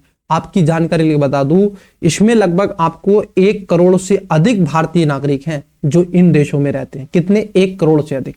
आज ना तो वहां से कोई उड़ान भर रही है फ्लाइट, ना इधर से कोई जा रही है, ना कोई ऑपरेशन चल पा रहा है, ना कुछ हो पा रहा है। आपने देखा होगा ना, ऑपरेशन गंगोत्री चला दिया, ऑपरेशन गंगा चला दिया, ऑपरेशन हिमाद्री चला दिया, ऑपरेशन कावेरी चला दिए। जहां जहां भारत के नागरिक फंसे हुए थे उनको हम लेकर के आगे। हम ऑपरेशन गंगा के माध्यम से यूक्रेन से भारतीय नागरिकों को निकाल के आगे। लेकिन अभी तक सरकार ने कोई ऑपरेशन नहीं चलाया। वहां रोटी के लाले पड़ के, पानी के लाले पड़ के, सुरक्षा के लाले पड़ के भारत सरकार के कानों पर रू जू नहीं रेंग रही है। रीजन एंड दैट, आप न्यूट्रल हो चुके हैं, आप कुछ बोल नहीं रहे हैं, आपके शिप पर आक्रमण हो गया है। ये जो 1 करोड़ नागरिक हैं, ये केवल नागरिक नहीं है, ये आपकी शान बान है। ये वो एनआरआई हैं जिस पे आपका 56 इंच का सीना फूल जाता है। आप कहते हैं गर्व के साथ कि आज विश्व भर में हमारे देश के नागरिक रहते हैं। और एनआरआई बड़ी मुद्राएं आपने अपने देश को, अपने परिवार को भेजते हैं, मतलब कि भारत को भेजते हैं। तो यहां पर सबसे बड़ा एक सुरक्षा का मुद्दा आ गया भारतीय नागरिकों का। खाड़ी सहयोग परिषद, जरा समझना विद्यार्थी, खाड़ी सहयोग परिषद मतलब कि जीसीसी के देशों में लगभग 1 करोड़ से अधिक भारतीय प्रवासी रहते हैं, जो वार्षिक 51 बिलियन डॉलर से अधिक, जरा समझना, एक वर्ष में 51 बिलियन डॉलर से अधिक भारत में संप्रेषण राशि भेजते हैं। मतलब कि इतनी मुद्रा एक वर्ष में 51 बिलियन से ज्यादा, लगभग 52 बिलियन के आसपास क्या करते हैं, पैसा भेजते हैं वहां से भारत में। उनकी सुरक्षा सुनिश्चित करना भारत के लिए एक सर्वोच्च प्राथमिकता बनी हुई है। यहां तक कि व्यापारिक जहाजों पर हुए हमलों ने भारतीय नागरिक प्रभावित हुए हैं। फंसे हुए पर्यटकों और परागमन यात्रियों को मस्कट, रियाद, जेद्दा से उड़ानों के माध्यम से वापस लौटने में सहायता प्रदान की गई। तो ये आपको देखने के लिए मिल रही हैं। कई प्रॉब्लम, बहुत ज्यादा प्रॉब्लम है। आपको लगता होगा कि सर ये कैसे प्रॉब्लम होती चली जा रही है। तो देखो किस तरीके से आज पूरा विश्व, होता क्या है, आज एक विश्व दूसरे देश पर, एक देश दूसरे देश पर अब निर्भर हो चुका है। और आप बात करते हैं इस निर्भरता में आत्मनिर्भरता की, तो मुझे लगता है वो आत्मनिर्भरता जो आपको बताया जाता है ना, देश की सरकार के द्वारा, तो तो एक जुमला है, आपको इस चीज से प्रतीत हो गया होगा, आपको थोड़ा सा झटका क्या हुआ उधर, आपकी एलपीजी की सिलेंडर, गैस के सिलेंडर, आपका पूरा सिस्टम कोलैप्स हो गया, आप चरमरा गए। आप 2047 तक आत्मनिर्भर कैसे बन सकते हैं? आप विश्व की तीसरी चौथी अर्थव्यवस्था बताते हैं, कहां गई आपकी वो तीसरी चौथी अर्थव्यवस्था? कहां गए आपके वो डिसीजन जब आप छाती पर हाथ मारकर कहते हैं 56 इंच का सीना? आपको बोलना चाहिए, आपको अपना स्टैंड लेना चाहिए, आपको भारत की संप्रभुता शान बान बचानी चाहिए, आपको भारत के नागरिकों का सम्मान बचाना चाहिए, उन एनआरआई को, निवासियों को बाहर निकाल के लाना चाहिए। ये कई सवाल उठते हैं जो सरकार से हैं, क्योंकि हम सरकार से ही सवाल कर सकते हैं इस दुनिया में, और किसी से नहीं। क्यों? क्योंकि वो हमारे प्रतिनिधि हैं, हमने उनको चुन करके संसद में भेजा है, वो हमारे नहीं पूरे देश के प्रधानमंत्री हैं, तो उनका कर्तव्य बनता है इस भारत माँ की रक्षा करना। जरा समझना, इंडिया एनर्जी सिक्योर जो आपकी स्ट्रेटजी है क्या है, जरा उसको समझो। देखो, स्ट्रेटेजिक पेट्रोलियम रिजर्व की बात कर लें तो टोटल एक्साइटिंग जो कैपेसिटी है हमारे पास में वो कितनी है? वो है आपके पास में 5.33 मैट्रिक टन। अगर हम देखें विशाखापट्टनम में कितना है, क्योंकि कहां कहां पर रिजर्व होता है ये भी आपको मिलेगा, और ये लगातार अगर हम बात कर लें प्रीलिम्स में आपसे पूछा जा सकता है कि भारत में कहां कहां पर एनर्जी सिक्योरिटी स्ट्रेटजी है, मतलब कि जो आपका कैपेसिटी है वो कहां पर कितनी है पेट्रोलियम रिजर्व। तो पहला विशाखापट्टनम में है, ध्यान रखना 1.33 मैट्रिक टन। उसके बाद आप देखोगे मंगलुरु में है, ठीक है, वो है 1.50 मैट्रिक टन। उसके अलावा आप देखोगे पाडूर जिसको बोलते हैं पाडूर में है, और पाडूर में कितनी है 2.50 मैट्रिक टन है। इन सब के अलावा कैपेसिटी ऑफ जो अप्रूवल यहां पर रखा गया है, एडिशनल कैपेसिटी जो बनाई गई है पीपीपी मॉडल पर है, उसमें पब्लिक प्राइवेट पार्टनरशिप को ध्यान में रखते हुए उसमें 6.5 मैट्रिक टन है। उसके अलावा आप देखोगे जिसको बोलते हैं आप देखोगे चंडी खोल, उड़ीसा का है चंडी खोल, वहां पर आपका 4.0 मैट्रिक टन है, और पादूर कर्नाटक का है, तो इसको आपको ध्यान में रखना है, इसमें 2.5 मैट्रिक टन है। तो ये हमारी कैपेसिटी है जो देखने के लिए आपको मिल रही है, ठीक है, तो इसको ध्यान में आपको रखना है। चलिए आगे बढ़ते हैं।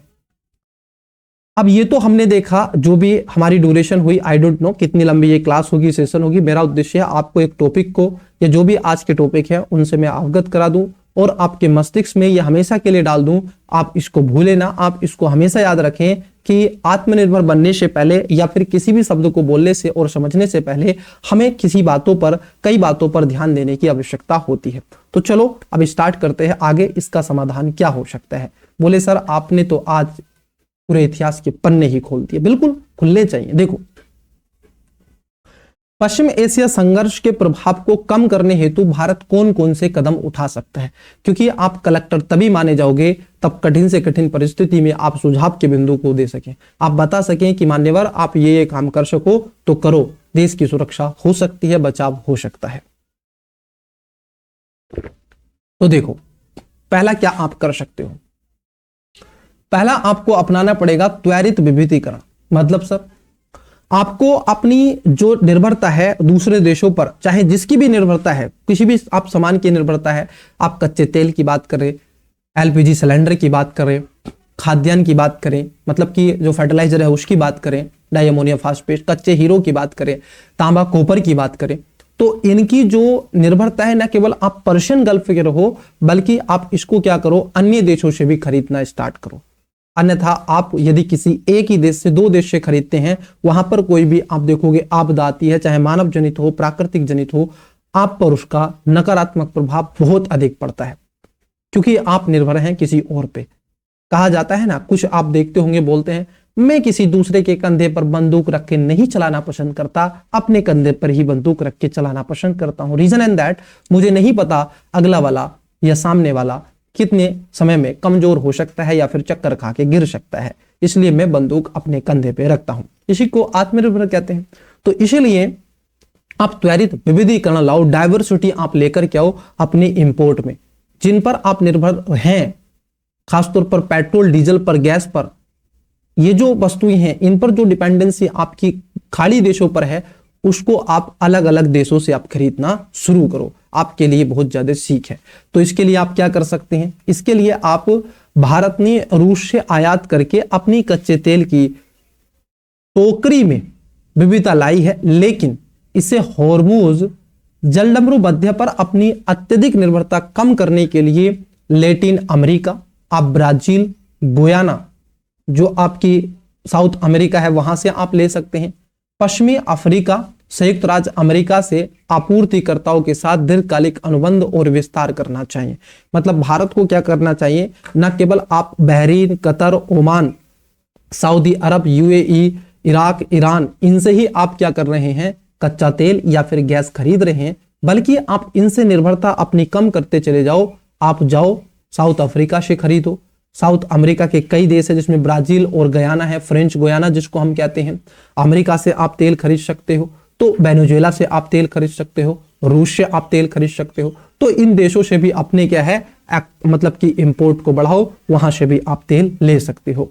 इसके साथ साथ और क्या कर सकते हो, दूसरा सामरिक पेट्रोलियम भंडार, जो आपके रिजर्व हैं, सामरिक पेट्रोलियम भंडार हैं, इनको आपको बढ़ाना पड़ेगा। फिर मिस्टर कुमार को आकर के ना बताना पड़े एक वीडियो के माध्यम से कि भारत सरकार के पास में 20 से कितना 25 दिन का मैक्सिमम रिजर्व है, और जितना रिजर्व है ये मात्र 2 दिन में खपत कर देगा भारत देश। 195 बिलियन हम बैरल यूज करते हैं रोड डेली बेसिस का, और जितना हमारे पास में ना उसको हम 2 दिन में ही खत्म कर देंगे, जितना भी हमारे पास में आपको दिख रहा है। वही अगर रूस, अमेरिका की, चाइना की बात कर ले, आपका पड़ोसी देश है, आपका पड़ोसी मुल्क है, वहां पर 110 से 140 दिन का रिजर्व है। कितनी ही आपदा आ जाए वो 140 दिन तक अपने देश के लोगों की, नागरिकों की और पूरी इंडस्ट्री की वो सप्लाई करता रहेगा। क्यों?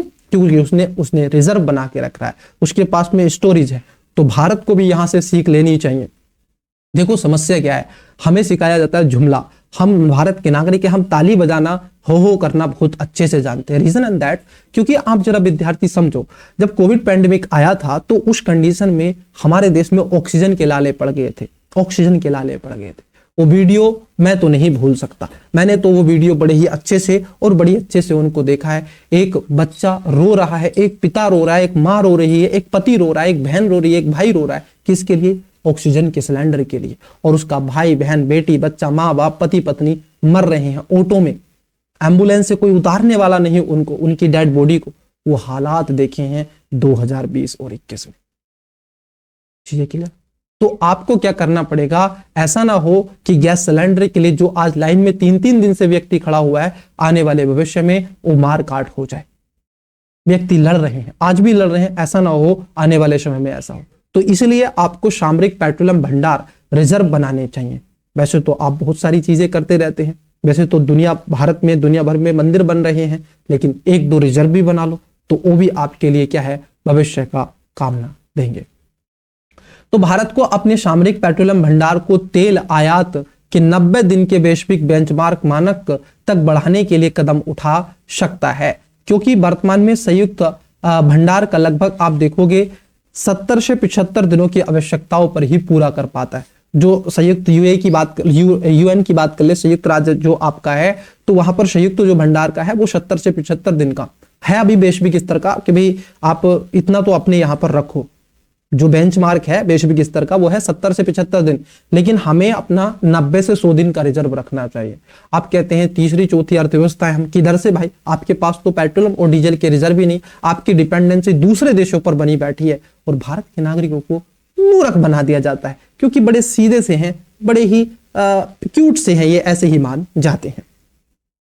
बड़े भूमिगत भंडार केंद्र भू राजनीतिक व्यवधानों और आपूर्ति में होने वाली नाकेबंदी के दौरान एक सुरक्षा कवच का काम करते। आज आपके पास में एलपीजी सिलेंडर, उसका अगर हम देखें नेचुरल गैस का स्टोरेज होता, अगर आपके पास में डीजल पेट्रोल का कच्चे तेल का स्टोरेज होता, तो आप रिफाइन करते, सप्लाई करते और भारत के नागरिकों को, रेस्टोरेंट्स को, रेहड़ी पट्टी वालों को, खोमचे वालों को, एमएसएमई सेक्टर को आप क्या थे, दे सकते थे। आज आपको कहना नहीं पड़ता, आज आपको आवश्यकता वस्तु अधिनियम 1955 लागू नहीं करने पड़ता। जानते हो क्यों? क्योंकि आपके पास रिजर्व ही नहीं है। देश के प्रधानमंत्री कुछ बोलते नहीं। अभी जो आपके ऊर्जा मंत्री है उनका आया था संसद में, उन्होंने कहा था, हरदीप पुरी सिंह जी, उन्होंने कहा था, जिनका एपिस्टन फाइल में नाम भी है, उन्होंने कहा था कि भारत को घबराने की आवश्यकता नहीं है, देश के नागरिकों को चिंता करने की जरूरत नहीं है, भारत में हर चीज भरपूर मात्रा में है। कहां से है आप हमें भी बता दो। क्यों इंडियन एक्सप्रेस आपके सामने ये लिखता है, जिसको संपूर्ण भारत देश पढ़ता है, हम भी पढ़ते हैं और विद्यार्थियों को भी पढ़ाते हैं। देखो उसके साथ साथ क्या और करना चाहिए, तो पहला है आप डाइवर्सिटी लेकर के आओ निर्भरता में, अगर आप आयात कर रहे हैं। दूसरा, सामरिक पेट्रोलियम भंडार जो रिजर्व है उसको, स्टोरेज को बढ़ाओ और अच्छे अच्छे बनाओ सही से। तीसरा है हरित परिवर्तन में तेजी लाना। मतलब सर इसमें क्या है, ये क्या हुआ हरित परिवर्तन में तेजी? देखो इसके माध्यम से क्या होगा, आप हरित हाइड्रोजन जो मिशन है आपका, ग्रीन हाइड्रोजन जो मिशन है, इसको आक्रामक रूप से आगे बढ़ाना होगा और घरेलू रिन्यूएबल ऊर्जा क्षमता का विस्तार करना होगा। क्यों? देखो होगा क्या, ये जो आज आप चाहे आप पर्शियन गल्फ से मंगा रहे हैं, खाड़ी देशों से मंगा रहे हैं, चाहे आगे भविष्य में आप साउथ अमेरिका से मंगाओ, वेनेजुएला से मंगाओ, अमेरिका से मंगाओ, अफ्रीका से मंगाओ या रूस से मंगाओ, आपकी डिपेंडेंसी तो बढ़ी रहेगी। भविष्य में अगर कोई युद्ध हुआ, आज तो हॉर्मुज स्ट्रेट चोक हुआ है, पता चले दूसरी जगह फिर अगली बार कोई और चोक हो जाए, तो आपकी निर्भरता तो क्या हुई, आपने निर्भरता क्या कर दी, शिफ्ट कर दी, यहां से उधर शिफ्ट कर दी। आपने यही तो किया, अपने आप को तो नहीं बढ़ाया।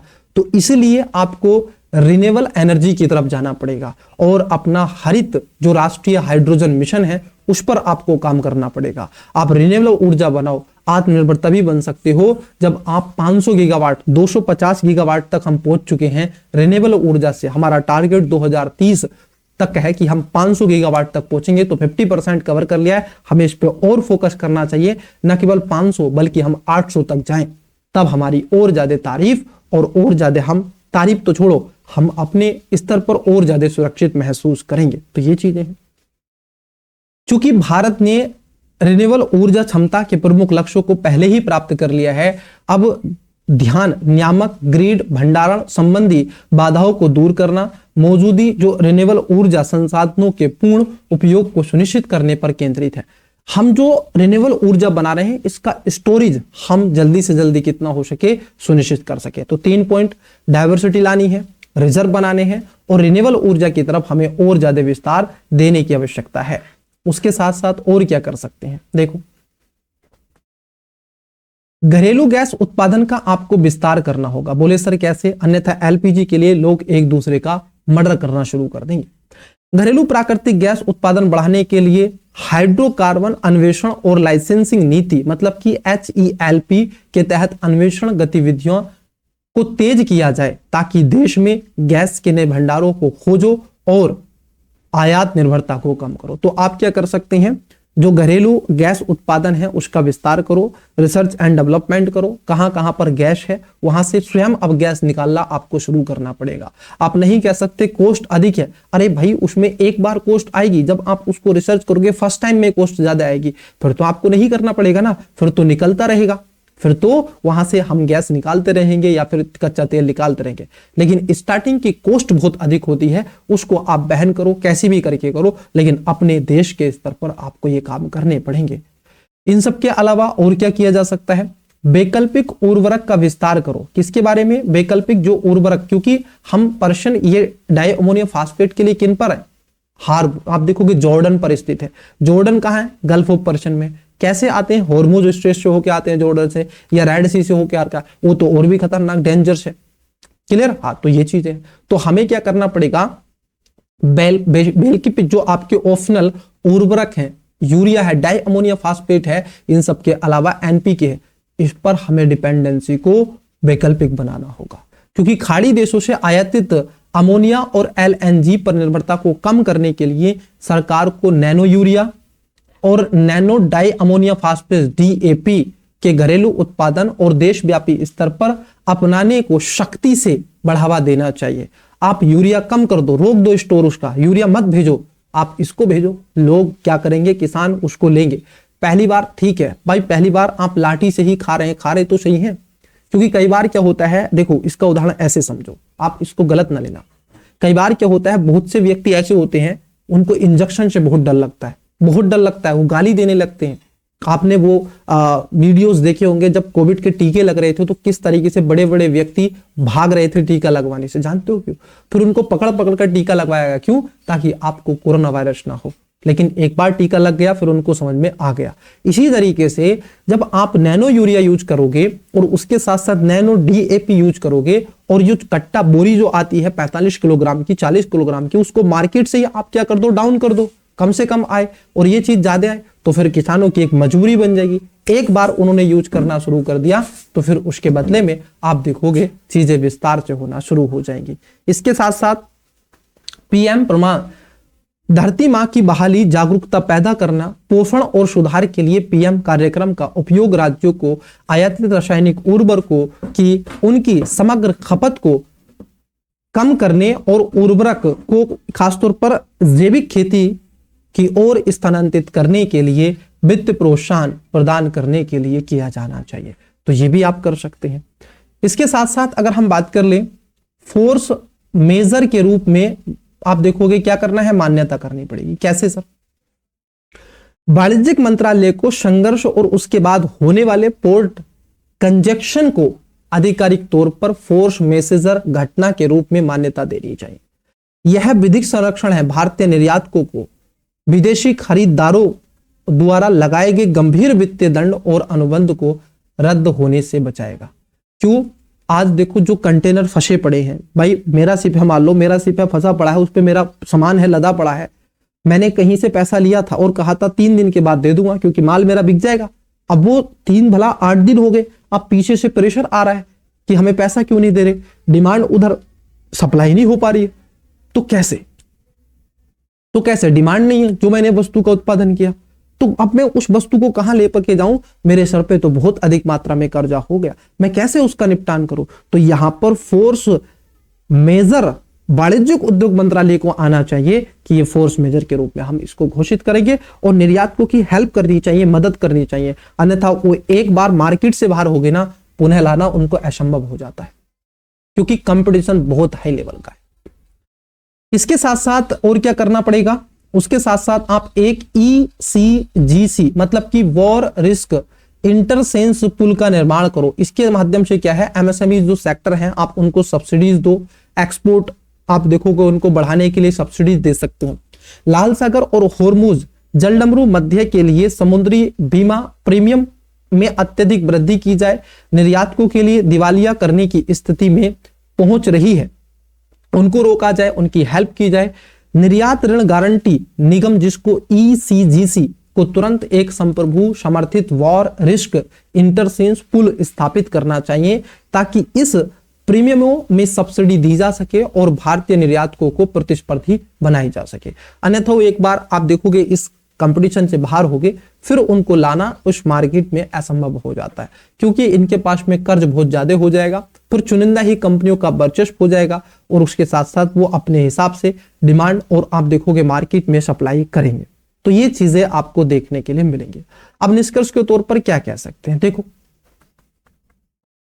भारत को एक संवेदनशील आयातक से एक सुदृढ़ आर्थिक शक्ति के रूप में रूपांतरित करने के लिए just in time supply chain से आगे बढ़कर just in case strategic buffer की ओर संक्रमण करना होगा, जिसमें समुद्री स्वायत्तता, विदेश में स्वामित्व वाली परिसंपत्तियों और रुपए के मूल्यांकित व्यापार व्यवस्थाओं का उपयोग किया जाएगा। तो यहां आप निष्कर्ष लिख सकते हैं, ये कंक्लूज लिख सकते हैं। तो हमने देखो इस टॉपिक में अभी तक क्या समझा, हमने देखा कि भाई अमेरिका, इजराइल और ईरान के बीच में जो युद्ध हो रहा है इसका भारत पर कितना प्रभाव पड़ रहा है। हमने आपको एक एक पॉइंट डेप्थ में बताया, आपको ये कैसा लगा ये तो आपको बताना ही है और इसका निष्कर्ष ये है, समाधान हमने बताया क्या क्या आप कर सकते हो, है ना। तो सारी चीजें मैंने अब कंप्लीटली आपको बता दी है। अब आपको केवल न्यूज में क्या आ रहा है क्या नहीं वो आप समझते रहना, बाकी चीजें आपको मैंने दे दी है। ये PDF आपको टेलीग्राम पे मिलेगा, वो हम बता देंगे कैसे मिलेगा, ठीक है। चलो आगे बढ़ते हैं। अब 2 एक टॉपिक और हैं, उनको और समझ लेते हैं। देखो हाँ, इस पर कुछ प्रश्न हैं, कई UPSC के विद्यार्थी हैं, स्टेट PCS के, आम नागरिक तो है ही लेकिन कुछ विद्यार्थी भी। जैसे दक्षिण पश्चिम एशिया को निम्नलिखित में से कौन सा एक भूमध्य सागर तक नहीं फैला है। तो कौन सा नहीं फैला है भूमध्य सागर तक, दक्षिण जो पश्चिम एशिया का कौन सा देश है जो मेडिटेरियन सी के साथ में अपनी सीमा साझा नहीं करता। सीरिया करता है, लेबनान करता है, इजराइल करता है, जॉर्डन नहीं करता। तो इसमें भी आ जाएगा। देखो आगे नेक्स्ट क्वेश्चन।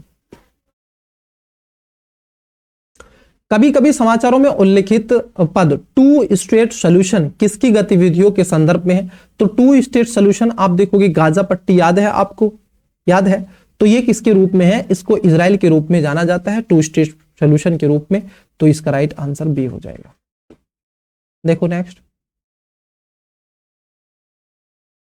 भारत द्वारा चाबहार बंदरगाह विकसित करने का क्या महत्व है? ये जो चाबहार बंदरगाह है ना भारत का, ये कहां पर है जानते हो? ये ईरान में ही है, ये ईरान में है। और ईरान से हम आ चुके हैं, क्योंकि वहां से हमें ईरान ने कह दिया जाओ, आप जाओ, आप भारतीय हो, इसलिए आपसे कुछ नहीं कह रहे हैं, आप जाओ।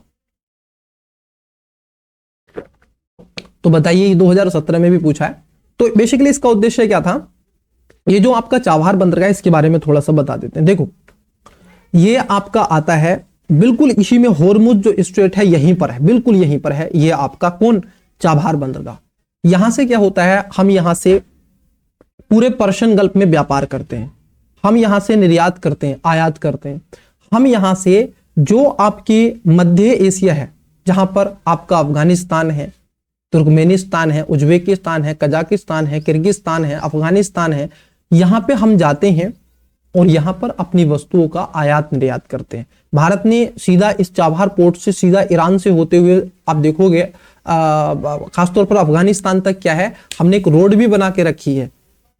तो इसलिए हम वहां तक के लिए जाते हैं और इस पे पाकिस्तान को हम काउंटर करते हैं, पाकिस्तान पे से निर्भरता को कम करते हैं इसी बंदरगाह के माध्यम से। तो हमारी पकड़ यहां से कमजोर हो गई है। तो ये किसके लिए है? ये अफगानिस्तान और मध्य एशिया में पहुंचने के लिए पाकिस्तान, भारत को पाकिस्तान पर निर्भर नहीं होना पड़ेगा, इसलिए ये चाबहार जो आपका पोर्ट है, ये बंदरगाह है, इस पर हमने अपनी डिपेंडेंसी बनाई। ये ईरान में है, क्लियर? हाँ, ये गल्फ ऑफ पर्शियन वाले क्षेत्र से आगे होर्मुज स्ट्रेट जो ओमान की खाड़ी है वहां पर मिलेगा। मैं कहूं तो अरब सागर का एक रीजन है थोड़ा सा, ओमान की खाड़ी, वहां पर आपको मिल जाता है। चलिए आगे बढ़ते हैं। तो ये तो था बड़ा ही इंपॉर्टेंट जो टॉपिक था, जो हमने आपसे देखा। लगभग इसकी ड्यूरेशन ठीक ठाक मात्रा में हो गई है, लगभग 1 घंटे में हमने क्या है आपसे इस टॉपिक को विद्यार्थी पूर्ण रूप से व्यूवर्स समझ लिया है, क्लियर? हाँ, तो लगभग 1 घंटे में हमने इसको समझ लिया है। अब हम बात करेंगे किसके बारे में? अब हम बात करेंगे कल। देखिए हुआ क्या था, कल थी आपकी कौन सी तारीख? एक तारीख थी कल, जो बड़ी ही महत्वपूर्ण है हर एक व्यक्ति के जीवन में। वहां से हम सीखते हैं, विद्यार्थी, बड़े व्यक्ति, सारी हम स्ट्रेटजी हम चलाते हैं। महात्मा गांधी और दांडी मार्च। अब आपको यह पता होना चाहिए हुआ क्या था। 12 मार्च को, 12 मार्च 1930, वो दिन सभी को याद है जब महात्मा गांधी जी के द्वारा साबरमती आश्रम पर एक दांडी मार्च निकाला गया था। महात्मा गांधी जी गए थे और 72-78 अनुयायी इनके साथ थे। वहां पर जाकर के इन्होंने नमक को चुना, क्योंकि औपनिवेशिक शासन काल था उस समय भारत में। तो उसको ध्यान में रखते हुए महात्मा गांधी ने कहा आज मैं क्या है, क्योंकि नमक पर टैक्स लगाते थे, नमक का बनाने का जो अधिकार था ब्रिटिश ईस्ट इंडिया कंपनी को था, मैं कहूं ब्रिटेन की सरकार को था, क्योंकि 1858 तक ही रही थी, 57 तक। उसके बाद में फिर सरकार वहां पे ब्रिटेन की पार्लियामेंट की सत्ता भारत में आ चुकी थी।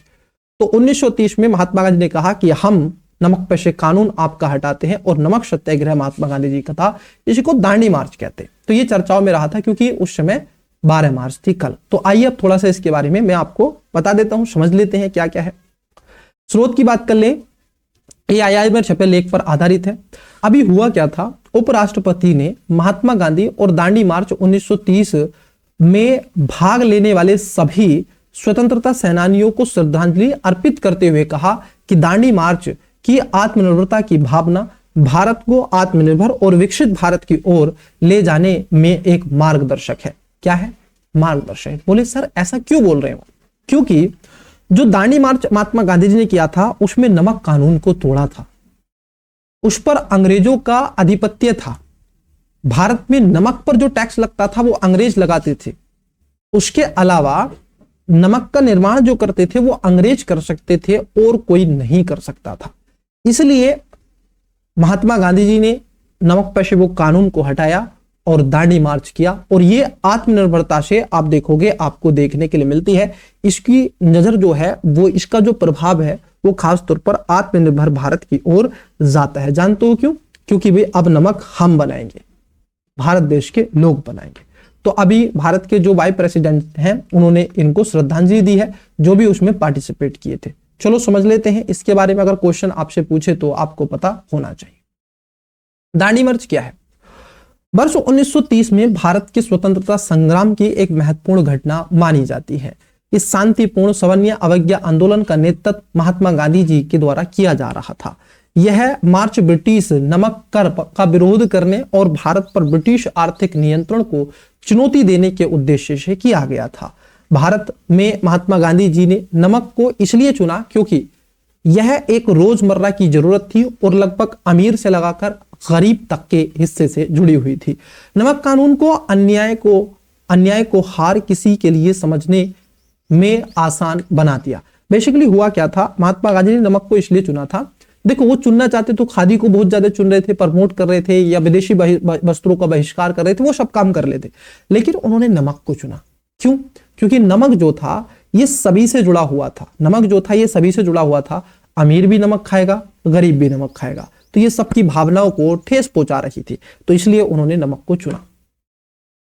समय रेखा और मुख्य घटनाएं। दांडी मार्च 12 मार्च 1930 को साबरमती आश्रम से शुरू होता है। 6 अप्रैल 1930 दांडी गांव वर्तमान गुजरात में समाप्त हुई। इस 240 मील की यात्रा का उद्देश्य नमक कानून तोड़ना था। महात्मा गांधी जी ने 78 अनुयायियों के साथ यह यात्रा शुरू की, जो समय के साथ एक विशाल जन आंदोलन में परिवर्तन होती चली गई। इस विरोध प्रदर्शन का मुख्य उद्देश्य ब्रिटिश सरकार ने नमक एकाधिकार और नमक कर को समाप्त करना था, जो वर्ष 1882 के नमक अधिनियम जैसे कानूनों के माध्यम से लागू किया गया था। इस कर ने सभी भारतीयों को, विशेष रूप से गरीबों को मजबूर कर दिया था, यहां तक कि वे आसानी से उपलब्ध तटीय नमक का उपयोग करने के बजाय महंगा कर युक्त और अक्सर आयातित नमक खरीदने के लिए विवश हुआ करते थे। तो इसलिए अब इसका क्या था, विरोध करना निश्चित था। 6 अप्रैल 1930 को महात्मा गांधी जी ने दांडी के समुद्री तट पर एक मुट्ठी भर प्राकृतिक नमक उठा करके नमक कानून का उल्लंघन किया। इस कृत्य ने देश भर के लाखों भारतीयों सवर्णीय अवज्ञा आंदोलन शुरू करने के लिए उनको प्रेरणादायक प्रेरणा दी। उदाहरण के तौर पर सी राजगोपालाचारी के माध्यम से तंजौर तट पर, मतलब कि मद्रास प्रेसिडेंसी के तटीय शहर वेदारण्यम में नमक कानून तोड़ा गया। मालाबार क्षेत्र में, वर्तमान केरल में, केप्पन के नेतृत्व में, जिसको केरल के गांधी ने कालीकट में पय्यानूर तट पर नमक पदयात्रा का आयोजन किया। यहां से क्वेश्चन पूछा गया, तो ध्यान में रखना, केरल से कौन है, कप्पन है, जो कि केरल के, इनको गांधी कहा जाता है, और सी राजगोपालाचारी तंजौर मद्रास में उन्होंने नमक की यात्रा करी। न केवल इन्होंने बल्कि अलग अलग क्षेत्रों में जहां पर नमक नहीं था वहां पर कर की बात शुरू कर दी। तालाबों के जाकर के किनारे पाल पल्ली बिछा करके नमक इकट्ठी करी और नमक का मुट्ठी भर कानून उठा करके तोड़ने का प्रयास किया। वहीं ब्रिटिश एम्पायर कहां चूकता, उसको दमन करना था।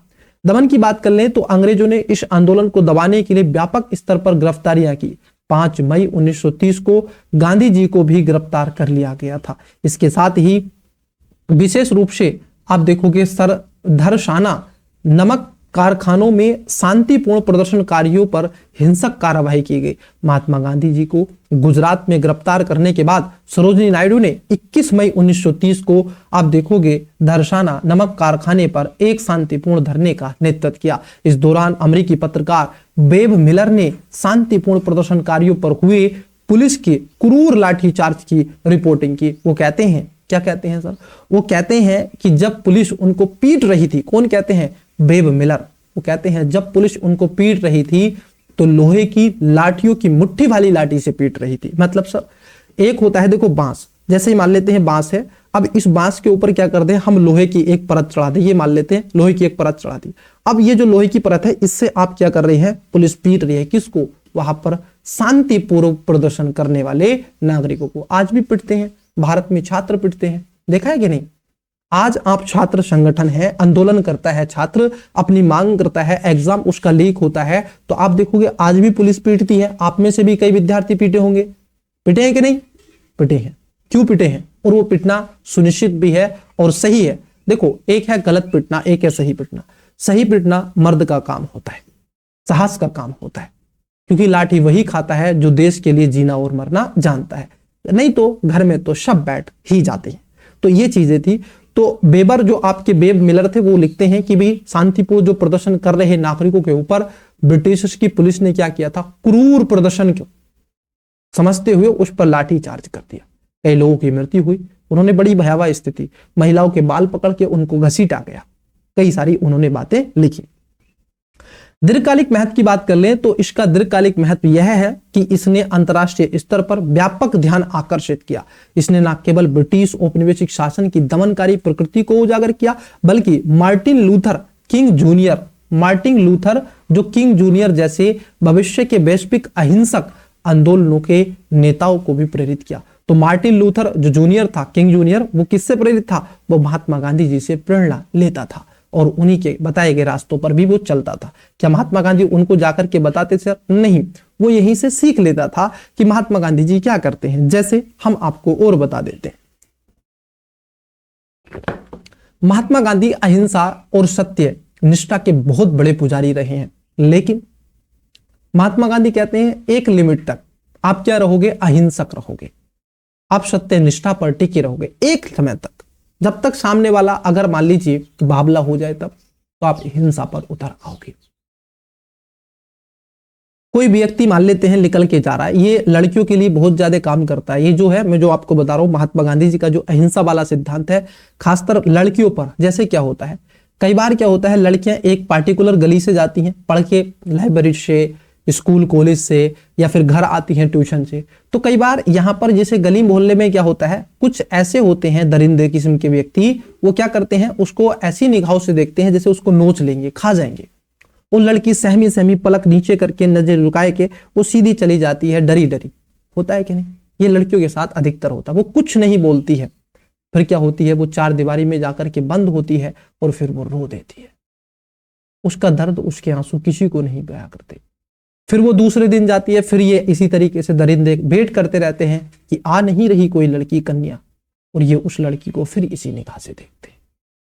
वो अपने आप को असहज महसूस करने लगती है। तो ये क्या है? ये अहिंसा वाला सिद्धांत है कि वो लड़की महात्मा गांधी जी के सिद्धांत को फॉलो कर रही है, अहिंसावादी सिद्धांत को फॉलो कर रही है। महात्मा गांधी जी कहते हैं एक सीमा तक अहिंसक रहो। अगर कोई व्यक्ति नहीं बाज आ रहा तो फिर हिंसा उसका एक साधन है, आपको फिर हिंसा करनी पड़ेगी।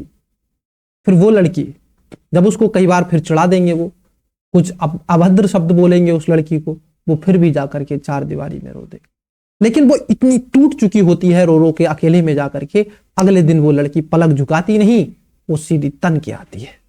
और जब तन के आती है, जब सामने खड़े होते हैं उनको देखती है, फिर उनको वो गाली देती है, उनको वो सुनाती है, फिर एक एक करके वो भाग जाते हैं। फिर नेक्स्ट दिन आती है तो पता चलता है कोई वहां पर खड़ा हुआ नहीं मिलता है। फिर लड़की वो आराम से जाती है, साहस के साथ आराम से आती है। ये चीजें होती, ये केवल एक लड़की का एग्जाम्पल हमने दिया है, क्योंकि इस भारत में जो हकीकत है वो मैंने आपको उजागर करने का थोड़ा सा उसके एग्जाम्पल के माध्यम से प्रयास किया है। ये सबके साथ होता है, लड़कों के साथ भी होता है, लड़कियों के साथ भी होता है, बड़े बूढ़ों के साथ भी होता है। पार्टिकुलर आप इसको और तोल सकते हैं, जैसे पार्टिकुलर किसी धर्म के साथ होगा, किसी का मान लीजिए वहां पर दबदबा मुस्लिमों का है, हिंदू असहज होगा, हिंदुओं का दबदबा है, वहां पर मुस्लिम असहज होगा। उच्च जातियों का दबदबा है, निम्न जाति का व्यक्ति वहां पर निकलता हुआ असहज महसूस करेगा। और यदि निम्न जातियों का दबदबा है, वहां पर उच्च जाति का व्यक्ति निकलता हुआ असहज महसूस करेगा। दोनों चीजें क्लियर है कि नहीं? तो इसको आप एक गली से लगा करके आप ऊपर तक ले जा सकते हैं। आपने देखा होगा कई लोग बताते हैं कि एक मुस्लिम, हमने सोशियोलॉजी पढ़ा फर्स्ट टाइम जब मैंने सोशियोलॉजी, मेरा ऑप्शनल भी रहा, मैंने सोशियोलॉजी मेरा पोस्ट ग्रेजुएशन में भी रहा है ना। तो वहां पर ये बताया जाता है कि जहां पर मुस्लिम बस्तियां होती हैं, वहां पर कोई हिंदू का घर होता है तो रात को वो 1 बजे नहीं निकल, वो रात को 11 बजे, 10 बजे, 9 बजे नहीं निकल सकता वो बच्चा। उसको डर रहेगा कि कई लोग मुझे किडनैप ना करने, पकड़ ना ले। उनकी इतनी बड़ी दाढ़ियां होती हैं, बच्चा असहज महसूस करने लगता है, वो नहीं निकलता है गली से बाहर। ऐसी कई चीजें आपको देखने के लिए मिलती हैं।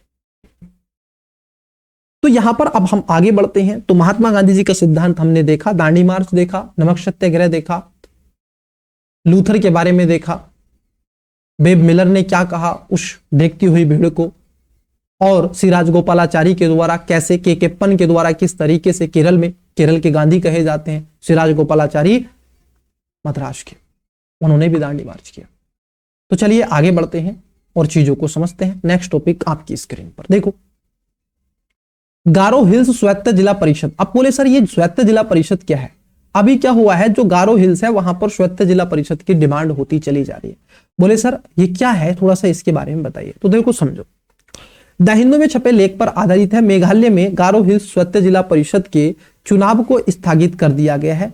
फरवरी 2026 में जारी GHADC अधिसूचना से उत्पन्न अशांति के कारण, जिसमें सभी उम्मीदवारों के लिए चुनाव में भाग लेने हेतु अनुसूचित जाति प्रमाण पत्र अनिवार्य किया गया था। मतलब कि यहां पर क्या था, आपके पास में ST का क्या होना चाहिए, सर्टिफिकेट होना चाहिए, तभी आप चुनाव में क्या कर सकते हैं, भाग ले सकते हैं, तभी आप खड़े हो सकते हैं, तभी आप चुनाव में पर्चा भर सकते हैं, अन्यथा आप नहीं भर सकते।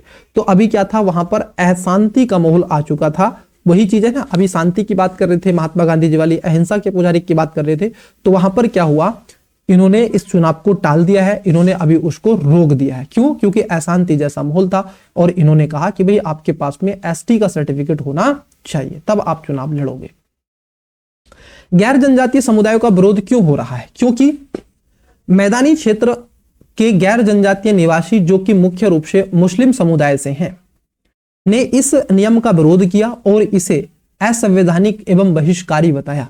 उनका तर्क है कि नियम 5 मुस्लिम प्रावधान, जिसमें GHADC निर्वाचन क्षेत्र में लोकतांत्रिक भागीदारी और राजनीतिक अधिकारों को सीमित करता है, और उनका यह भी कहना है कि छठी अनुसूची के प्रावधानों में संशोधन केवल संसद ही कर सकती है।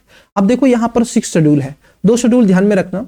जो आपकी 6 शेड्यूल है ये आपकी है ATM2, आप कहो ATM2, ऐसे कहो ATM2। तो इसमें कौन कौन से स्टेट है, असम, त्रिपुरा, मेघालय और मिजोरम। ध्यान में आपको रखना है मिजोरम और मेघालय, ठीक है, मणिपुर नहीं है। क्लियर हो गया? इन सब के अलावा मेघालय में ADC, जो आपकी स्वायत्त जिला परिषद है, मेघालय में 3 ADC हैं, अर्थात गारो हिल्स, खासी हिल्स और जैंतिया हिल्स हैं। प्रत्येक आप देखोगे स्वायत्त जिला परिषद में 30 सदस्य होते हैं, जिसमें से 29 सदस्य जनता द्वारा निर्वाचित होते हैं, और प्रत्येक ADC में एक सदस्य मनोनीत होता है, जो राज्यपाल के द्वारा नियुक्त किया जाता है। तो इसमें 30 सदस्य होते हैं, नियुक्ति होती है इनकी, जो खासतौर पर शपथ दिलवाते राज्यपाल हैं। यहाँ पर राष्ट्रपति का शासन नहीं, बल्कि जो सरकार चलती है वो राज्यपाल के थ्रू चलती है। उसके साथ साथ अगर हम बात कर ले, इसमें 30 सदस्य होते हैं इसके सदस्य, जो एक इसमें नॉमिनेट मेंबर होता है, और 29 सदस्य जनता के द्वारा प्रत्यक्ष रूप से चुनाव होकर के आते हैं। समन्वय की बात कर ले, राज्य सरकार का जिला परिषद मामलों का विभाग जिला परिषदों और राज्य सरकार के अन्य विभागों के बीच में समन्वय स्थापित करने वाली एक विभाग के रूप में कार्य करता है। कौन करता है? राज्य सरकार का जिला परिषद मामलों का एक विभाग बनाया गया है, वो इसमें काम करता है। चलिए आगे बढ़ते हैं।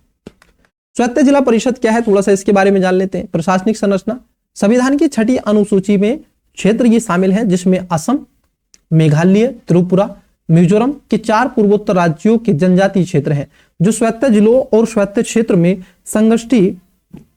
संगठित किया गया है, जिनका संचालन प्रत्येक जिला परिषद और क्षेत्रीय परिषद द्वारा किया जाता है। राज्यपाल इन इकाइयों का निर्माण, परिवर्तन या फिर पुनर्गठन कर सकता है। तो जो आपके गवर्नर है, राज्यपाल है, इनकी शक्तियां बेसिकली यहां पर ज्यादा हैं। ये इनका क्या कर सकते हैं, राज्यपाल निर्माण कर सकते हैं इनका, देखो क्या क्या कर सकते हैं, निर्माण कर सकते हैं, परिवर्तन कर सकते हैं, या फिर इनका पुनर्गठन कर सकते हैं। संरचना और कार्यकाल की बात कर लें, एक स्वायत्त जिला परिषद में अधिकतम 30 सदस्य होते हैं, जिसमें से 26 सदस्य निर्वाचित होते हैं और 4 सदस्य द्वारा मनोनीत होते हैं राज्यपाल के द्वारा, और निर्वाचित सदस्यों का कार्यकाल 5 वर्ष का होता है। बोडो लैंड क्षेत्रीय परिषद इसका एक अपवाद है, जहां पर आपको देखने के लिए मिलेंगे 46 सदस्य। अब यहां पर बोल दे कि केवल 30 सदस्य होते हैं या अधिकतम 30 सदस्य होते हैं, तो बोडोलैंड जो आपका क्षेत्र जिला परिषद है उसमें आपको होंगे वहां पर 46 है, वहां पर 30 नहीं है। विधायी शक्तियों की बात कर लें तो इसमें परिषद भूमि, वन, आरक्षित वनों को छोड़ करके उत्तराधिकार, विवाह, सामाजिक रीति रिवाज, गैर जनजातीय द्वारा धन उधार और वाणिज्यिक विनिमय पर कानून बना सकती है, बशर्ते राज्यपाल की स्वीकृति प्राप्त की हो। तो यहाँ पर राज्यपाल वहां के क्या है, महाबाप बने हुए हैं, वही उनकी माँ है, वही उनके बाप है, वो जैसा कहते हैं वैसा होता है। कानून की प्रयोज्यता की बात कर लें तो केंद्र और राज्य के कानून स्वतः छठी अनुसूचित क्षेत्रों पर लागू नहीं होते।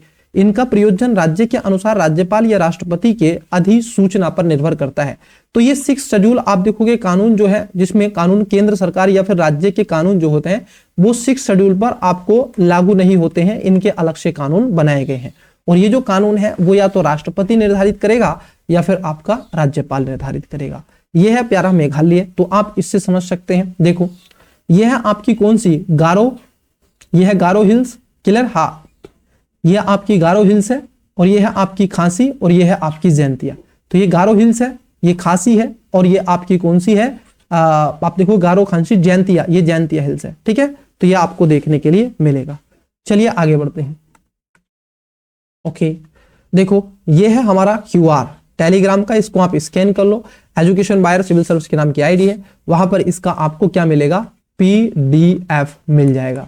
तो इस PDF को आप डाउनलोड करके पढ़ लेंगे। आपको सेशन कैसा लगा है विद्यार्थी, आपको ये कमेंट्स में बताना है। क्या बताना है, कमेंट्स में बताना है। इन सब के अलावा यूपीएससी प्रीलिम्स को टारगेट करते हुए ध्यान में आपको रखना है, हमारी 2 क्लासें होती हैं।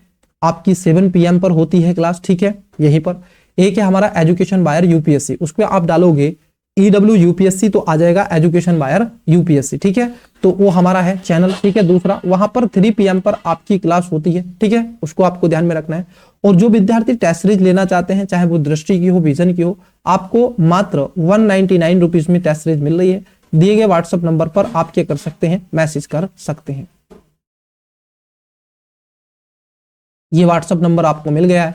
आप कहेंगे कि सर हमें टेस्ट सीरीज चाहिए, तो QR भेजेंगे, आपको 199 पे कर देना है, फिर आपको ग्रुप में ज्वाइन करवा दिया जाएगा और आपको टेस्ट सीरीज मिल जाएगी, जिसमें आपको टेस्ट सीरीज मिलेगी। 53 टेस्ट आपके दृष्टि के मिल जाएंगे अगर आप दृष्टि की लोगे तो। और यदि आप विजन की लेना चाहते हो तो विजन में आपको लगभग 30 से प्लस टेस्ट आपको देखने के लिए मिलेंगे। तो चलिए मन लगा के पढ़ते रहिएगा। और हाँ, सेशन आपको कैसा लगा कमेंट्स में आवश्यक रूप से बताइएगा कि आपको सेशन कैसा लगा, और पढ़ते रहिए, मस्त रहिए। बाकी आप क्या सोचते हैं, UAE और अभी जो चल रहा है विद्रोह है, आंदोलन है, भारत में जो समस्याएं हैं, उसको डेप्थ में हमने आपको करा दिया है। तो मन लगा के पढ़ते रहिएगा। 3 टॉपिक आज की क्लास में किए हैं, इनफ है आपके करंट अफेयर के लिए। Best of luck, bye.